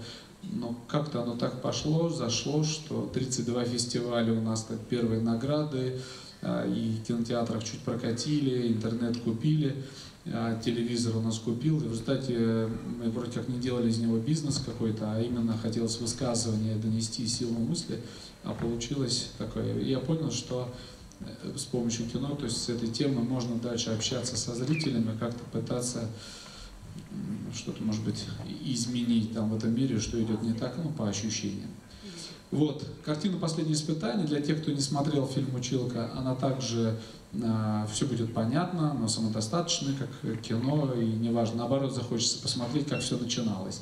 А те, кто смотрели, это будут те же герои, продолжение истории, но уже не в жанре фарс, как это было в первой, не так вот дешево и просто, а именно уже в жанровое большое кино. Давайте посмотрим трейлер. Про кино я рассказывать не буду. Мы завтра посмотрим его, и после фильма, если кто-то досидит до конца, останется, мы с актерами, приехала целая бригада поддержки, вот, чтобы меня не закидали там шапками или еще чем-то хуже. Я взял с собой Олега Токтарова. Вот. Так что я просто на всякий случай говорю, чтобы вы завтра не готовились к чему-то вот провокационному. Я шучу, простите, я просто тоже уже.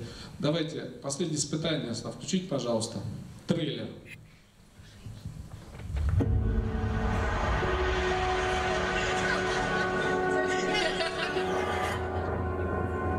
Ничто не поднимает настроение, как гокот один слова. Ребят, рекордный ура, Ань Николаевна!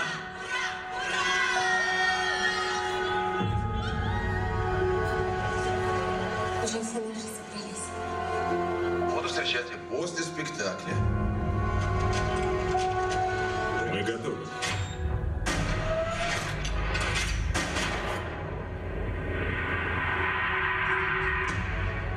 Прямо за моей спиной в Доме культуры мира разворачивается трагедия. Террористы взяли в заложники всех, кто находился в ДК.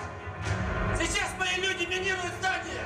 Заряды будут активированы в случае штурма! Нам срочно нужно предыдущий.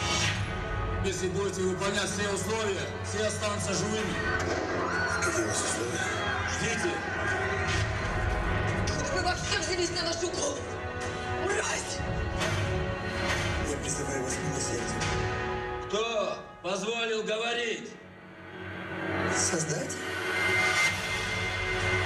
Ни один волос не упадет с головы без воли Аллаха. Так что и палец нажимаешь у курок.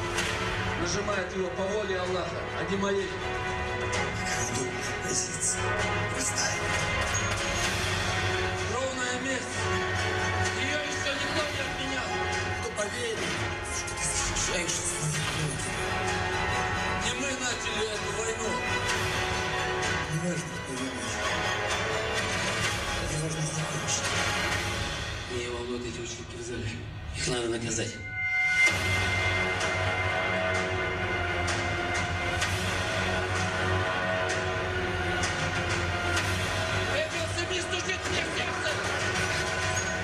Мы здесь на справедливой войне. Ложь.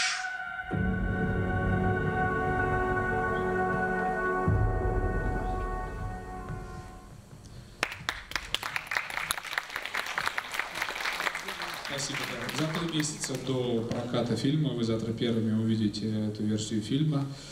Вот, начинаем, видите, как символически с края земли, отсюда шествие, поэтому очень ценно будет ваше мнение. У нас есть возможность что-то переделать там. Я всегда прислушиваюсь к зрителям, и мне здесь было легко, потому что я написал сценарий, стал режиссером, стал продюсером этой картины, сами все сделали. Вот, поэтому только так друг с другом спорил, а слава богу, влияние извне. Поэтому надо слушать, и это не всегда хорошо. как раз когда есть другое мнение, критическое, очень правильно. Я не буду о кино сейчас рассказывать, жду вас завтра в 17:00. У нас церемония награждения, там Филипп заготовил какие-то номера, будет что-то с Оксаной, у них какая-то творческая там часть, потом награждение, вот, и сразу после церемонии награждения победителей фестиваля будет фильм закрытие, поэтому приходите, а после фильма мы пообщаемся, если, еще раз повторюсь, будет желание высказаться на эту тему. Для нас это очень ценно. Так, и переключаемся теперь на такую развлекательную же историю. Она тоже будет и познавательна, наверное. Это «Тайна печати дракона», в народе Ви-2. Начнем с того, чтобы переключиться с трейлера Ви-2. Слава, это я для вас название говорю. Вот, давайте начнем с небольшого трейлера. Даже не трейлер, а тизер, наверное, правильно сказать. Да. Великая властительница, избранная драконом, всегда рада приветствовать гостей. Меня зовут Джонатан Грин, я ученый, картограф. Я изменил маршрут путешествия, чтобы увидеть вашего великого дракона. Ты еще не понял, куда попал?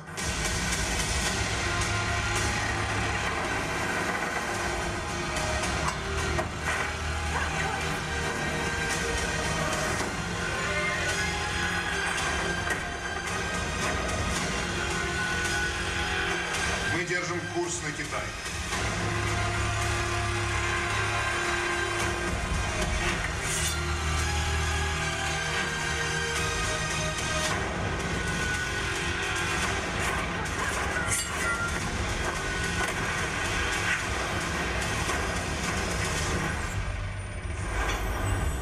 Я ждал этого очень долго.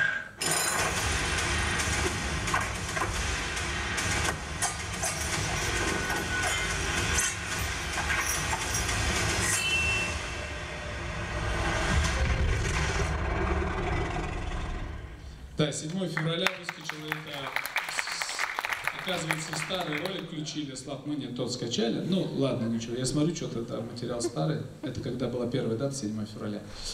Так, и чтобы у нас время сэкономить, мы прям сразу перейдем, я буду комментировать, сейчас потише сделать. Слав, он называется ролик Breakdown, CG Breakdown. Его прям тихо-тихо, чтобы чуть-чуть там звучало, я буду прям говорить его. Я хочу показать вам, как мы научились, как мы можем обманывать зрителя, в хорошем смысле этого слова, создавать эту иллюзию, кино. И для того, чтобы вы, когда разрабатываете свою идею, сценарий, у нас вот внутри студии есть такое даже правило, мы стараемся авторов не ограничивать в полете фантазии. То есть обычно автор спрашивает, а какой бюджет, а как фильм, а вот, ну то есть, а ты говоришь, ты делай так, если ты хочешь, чтобы у тебя там лошади летали, пусть они летают, хочешь ходить по облакам, пиши как нужно. Вот. И мы всегда, это такой полет фантазии, чтобы дать автору возможность широко писать для кино материал. Когда он напишет это все, мы садимся, конечно, и думаем теперь, как это делать все. И ты понимаешь, что денег столько нет, возможностей таких нет, но уже отказаться от этого не можешь. И вот здесь приходят как раз все самые эти новаторства, креатив, как это реализовать. Вот, но чудеса компьютерной графики, все возможности и мощности все лучше и больше, и можно воплощать такие вещи, что даже сами порой удивляемся, как это вообще, ну, то есть, как это возможно сделать. Вот для этого сейчас я буду комментировать, ставить брейкдаун, CG стал включать, пожалуйста, тихонечко. Можно выключить свет. Смотрите, что будем посмотреть в кино. В павильоне снимаем, но это Москва начала 18 века. Полностью точно реконструирована, восстановлена в компьютерной графике. Строится небольшая стенка, около которой мы снимаем, все остальное нарисуем. Вот павильон, а реально в кино это зимний лес. Вы будете смотреть, как это в лесу едет карета, а едет она на самом деле просто в павильоне. Видите, там города меняются, все меняется. Вот драка, вот пошел снег. Снег мы делаем на компьютерной графике, чтобы он в зале летал. Это будет 3D, IMAX формат.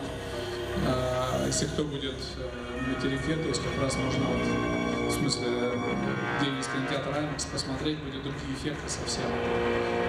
Вот тоже Лондон, начало 18 века, полностью сделана виртуальная локация. То есть здесь нет ничего живого, это все как компьютерная графика. Погоня, карета, люди разбегаются. Это, конечно, не финальные еще кадры. В кино вы будете вообще смотреть все натуральное, настоящее. Но это дорогого стоит, это, конечно, огромные деньги, бюджеты, но это зато уже научились делать. Таурский мост, начало 18 века. Все сделано, Full CG называется, полная компьютерная графика. Видите, стенка, угол построен. Арнольд Джекер друг друга цепью бьют. Реально цепи в руке нет, чтобы не травмироваться, рисуем. Они меня спрашивают, что мы делаем, Алексей? Я их подзываю, показываю черновую версию, говорю, вот так будет. Они говорят, вау. Это люди, которые видели не такое. Видите, не было цепи, она появляется. Вот они дерутся на саблях. Рискованно, не было у них сабель. Дорисовываем искры, все, видите, чуть не попали в лицо, парик сбить, чтобы. На самом деле не было ничего, просто играет глазами актер. Крюк, который в зал летит, зрителю, не было. Просто дорисовываем его, делаем. Арнольд поднимается высоко, идет без страховки, кажется. Здесь забыли кадр поставить, как Аня Чурина падает, к сожалению. Вот мост тоже, ведь это же опускается в Тауэр. Ров глубокий, но его там нет. Вот реально это же просто был деревянный потом. Видите, наверху мелочи тоже дорисовываем, чтобы исторический момент был. Вот так ощущение глубины создается, достраивается все виртуально. Вот погоня та самая. Понимаете, мы вот в павильоне чуть-чуть дистанцию сделали, и карета едет. И рисуешь все, что там есть. Люди стоят, они все живые, вот все. Попробуйте отличить, а реально это вот, смотрите, видите, зеленка и море. Самое трудное с водой работать. Когда он сидит ногами, качает эту лодку. Вот видите, зеленый, вот все стоит, он сидит, а будем смотреть, как порт уже, корабль отплывает. Вот корабль стоял в павильоне, а реально будет большой шторм. Вот ребята месяц прожили на этом корабле, Аня расскажет свои ощущения сейчас. Их там поливали, брызгали, потом мы достраивали уже на компьютерной графике, это большое путешествие через океан. Это Аня на белье, она забыла как раз снять. Сейчас объяснит, почему она там оказалась. Вот она, видите, возмущена. Женщина на корабле же это невозможно, нельзя было. Вот смотрите, какой шторм, да, как все реально, естественно получается. Пустыня, 3 мешка песка, но китайцы меня спросили, как вы успели уже, как вы съездили вообще, как там можно снимать в пустыне, или горы вот. Это полный Full CG. Восстановили нашу карету, верблюдов, это вот ничего не снимали, это все только в рамках студии делается. А вы верите, когда приходите в кино. Вот они у меня прожили тоже месяц. 2 главных героя путешествовали по всему миру. Вот так они сидели, у них только менялся фон. Вот они там что-то изобретают, общаются. Видите, вот там ночь, там что-то страшное видят в этот все. Вот им надо было играть, это все изображать, это все так. Стена, угол построили. Потом отдаляем, достраиваем на компьютерной графике и становится жутко, страшно высоко. 2 дома построили, остальное все на компьютере. Здесь приходится строить, потому что актеры контактируют, видите, с этим. Это 4 мага, сейчас они подряд. Или вот высота, драка на маяке называется. Чтобы вот там очень высоко, внизу. А реально они, конечно, на полу дерутся, в смысле... Подводные съемки. Идут, 600 кадров в секунду снимаешь, погружаешь их в воду виртуальную, и вы смотрите, как казаки идут под водой. Видите, плывет на тросах, просто в воздухе висит медленно. А будем смотреть, как под водой. Но чтобы вы поверили, я беру и поднимаю камеру вверх, и вы видите воду. А на самом деле не были мы в воде, конечно. Вот тоже эта пещера у нас, тоже в 3D отходим. Получается глубокая, большая. Это то, что поражает зрителей всегда, локация называется, где такие нашли. Вот. Достраиваются мелочи, огонь зажигается, еще там совсем настоящий даже. Вот она танцевала, а реально она в кино, конечно, будет вот так вот с пыльцой золотой, колдунья, ведьма танцевать. И когда она просто движется, это одно, а когда уже золотая пыльца, видите, сразу другое ощущение, даже зрительское. Вот он влияет на него. Когда он просто тряс головой, это одно. А когда видим с чем, это другое. Вот. Так это называется. Так. И чтобы мне сейчас пригласить уже Аню, я хочу начать показать со съемочной площадки. Вот он называется «Дневник номер 17». Слав, включите, пожалуйста, его. Это такие уже более подробные вещи с площадки, но они коротенькие, прям коротенькие. Но за то, чтобы было понимание, как это строится. Мне кажется, это интересно. Есть такой дневник номер 17, да ведь? Спасибо. Потише чуть-чуть. Ну, вот там будет рассказ, но я имею в виду не мой рассказ, а там внутри я стою, хожу.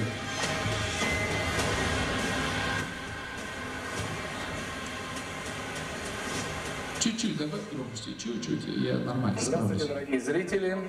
Очередной выпуск дневника кинопродюсера, но в прошлый раз мы спросили в соцсетях о том, нужен ли этот дневник. И большинство написали, что это продает интригу, поэтому мы сегодня не расскажем о том, какую мы построили гравицапу.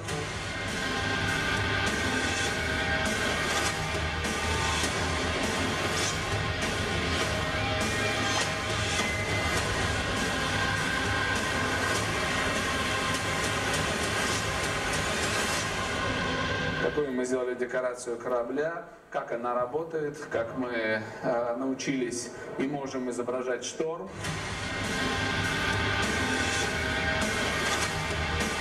Это действительно что-то новое в индустрии кино.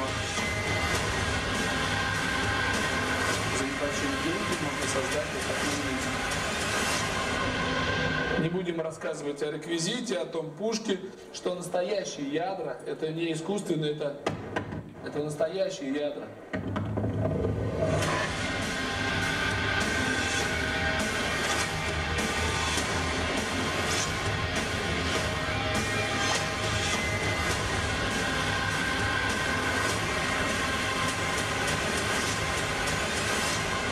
Хотела рассказать о том, как создавались все вот эти вещи, точные детали, как все это называется, но зритель не хочет, чтобы раскрывали секреты, загадки. Мы не будем об этом рассказывать.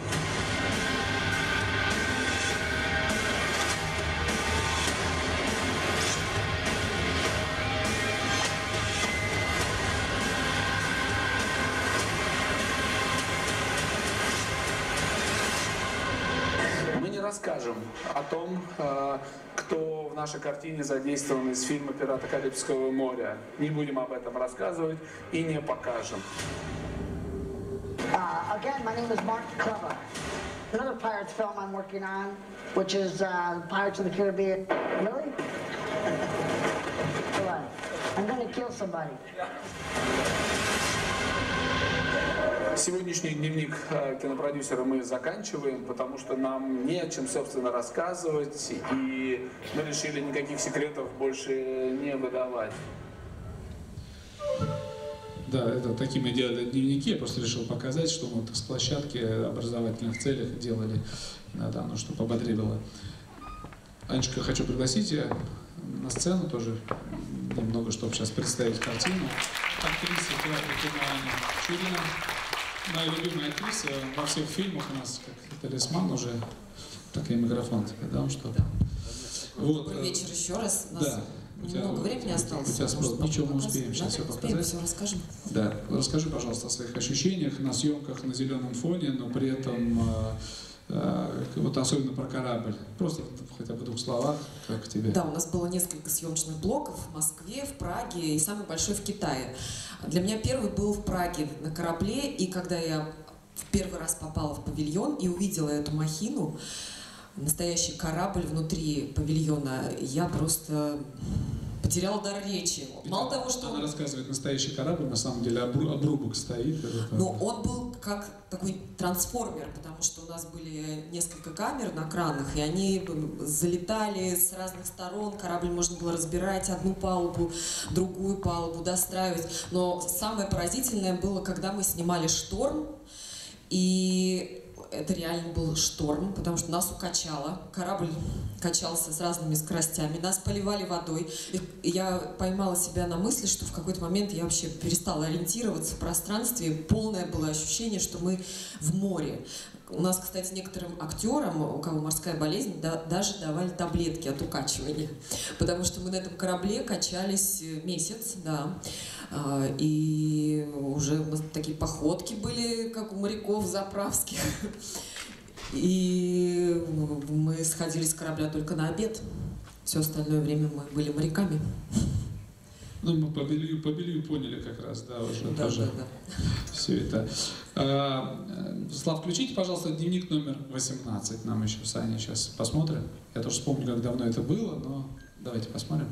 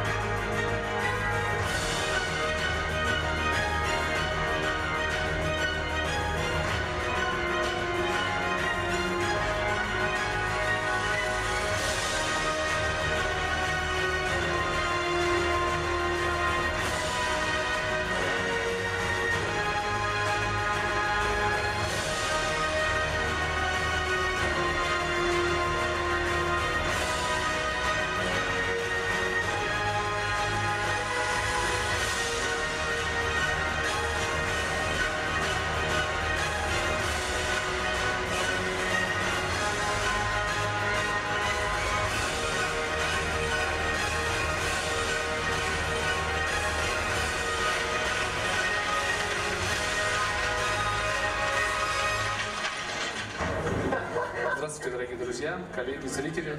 Начинаем выпуск дневника кинопродюсера. И сегодня мы расскажем о том, как наши казаки покоряют старый Лондон.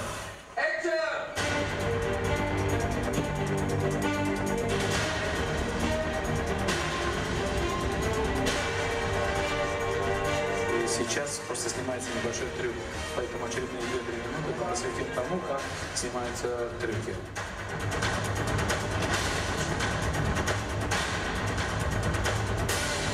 Перед кадром обязательно поливают всю воду, чтобы все было более живее, насыщенно. Очень простой в кино несколько секунд занимает ощущение, да, но тем не менее это задает драйв, времени постоянно. Когда у нас проходит, мы мешаемся.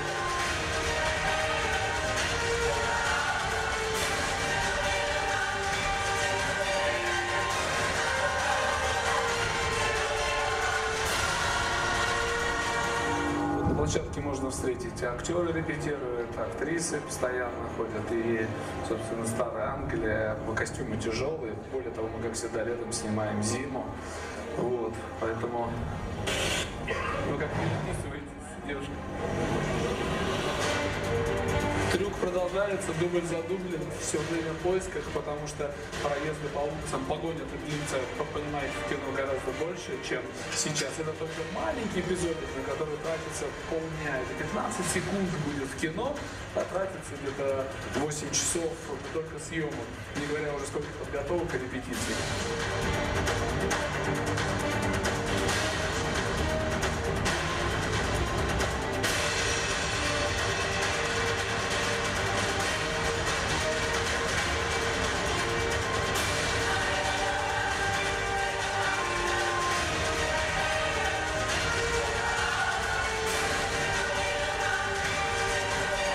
После дубля актер-каскадер как раз застали его.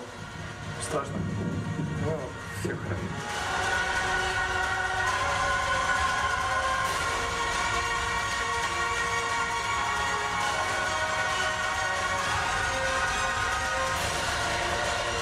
Сейчас заряжается очередной дубль, лошадям объясняют, что делать, герои все заряжены.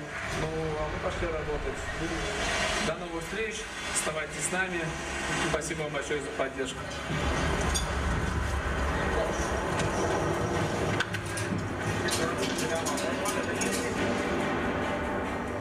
Ну вот, кстати, каскадер, который упал на колесо, на самом деле должен был упасть в другую сторону на мат, но что-то пошло не так, он реально упал на колесо.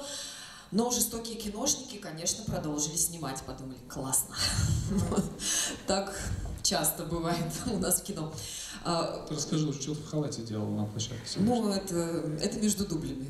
Не все, я же снималась в корсете, и очень от него уставала, иногда надо было отдыхать.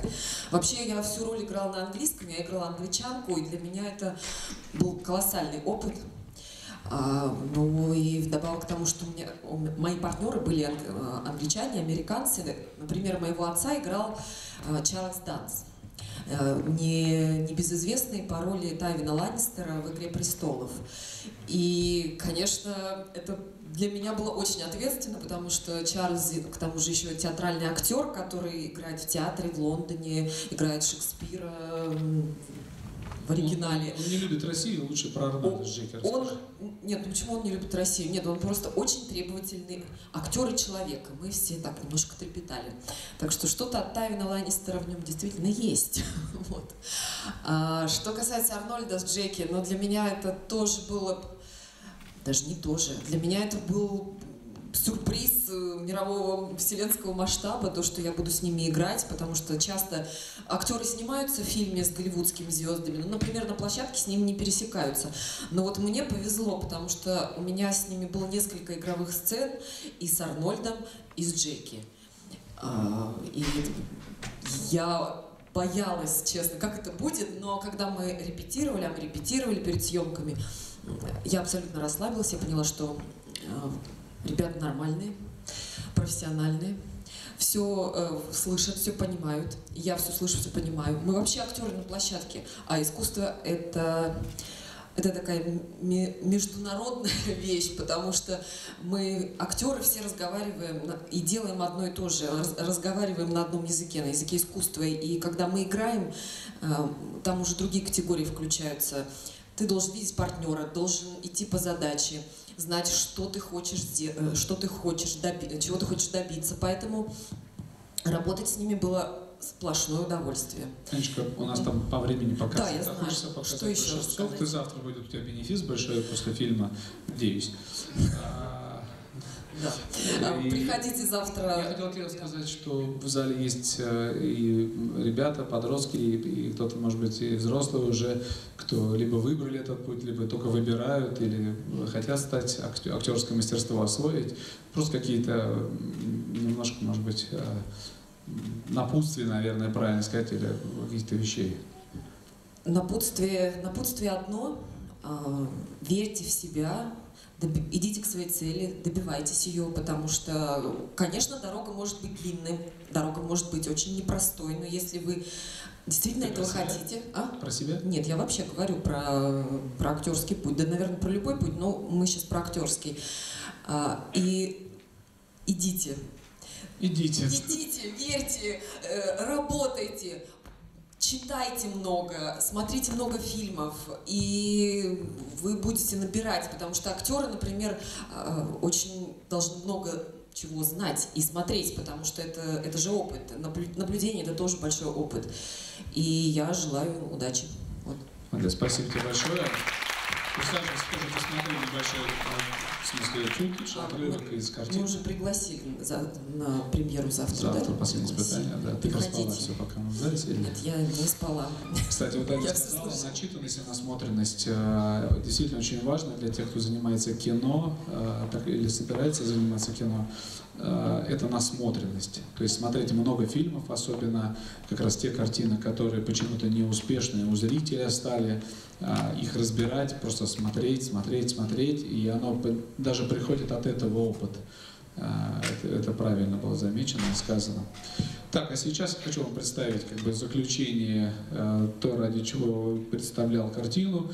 Единственная такая просьба: это не показывается обычно такие вещи зрителям, потому что не готовый называется материал в какой-то части. Вот, конечно, здесь графика там далеко не финальная была, это прям где-то мы в прошлой осенью сделали этот футаж, как раз чтобы фильм там для мировых покупателей футаж готовили, вот эти 15 минут. Вот. Поэтому сейчас пока не судите, там, какая графика или еще что-то. Просто содержание. Мне хотелось поделиться с вами, о чем будет кино, какое будет кино, и показать, как будет выглядеть Арнольд и Джеки в нашем будущем фильме. 1, 2. Ну и на самом интересном месте.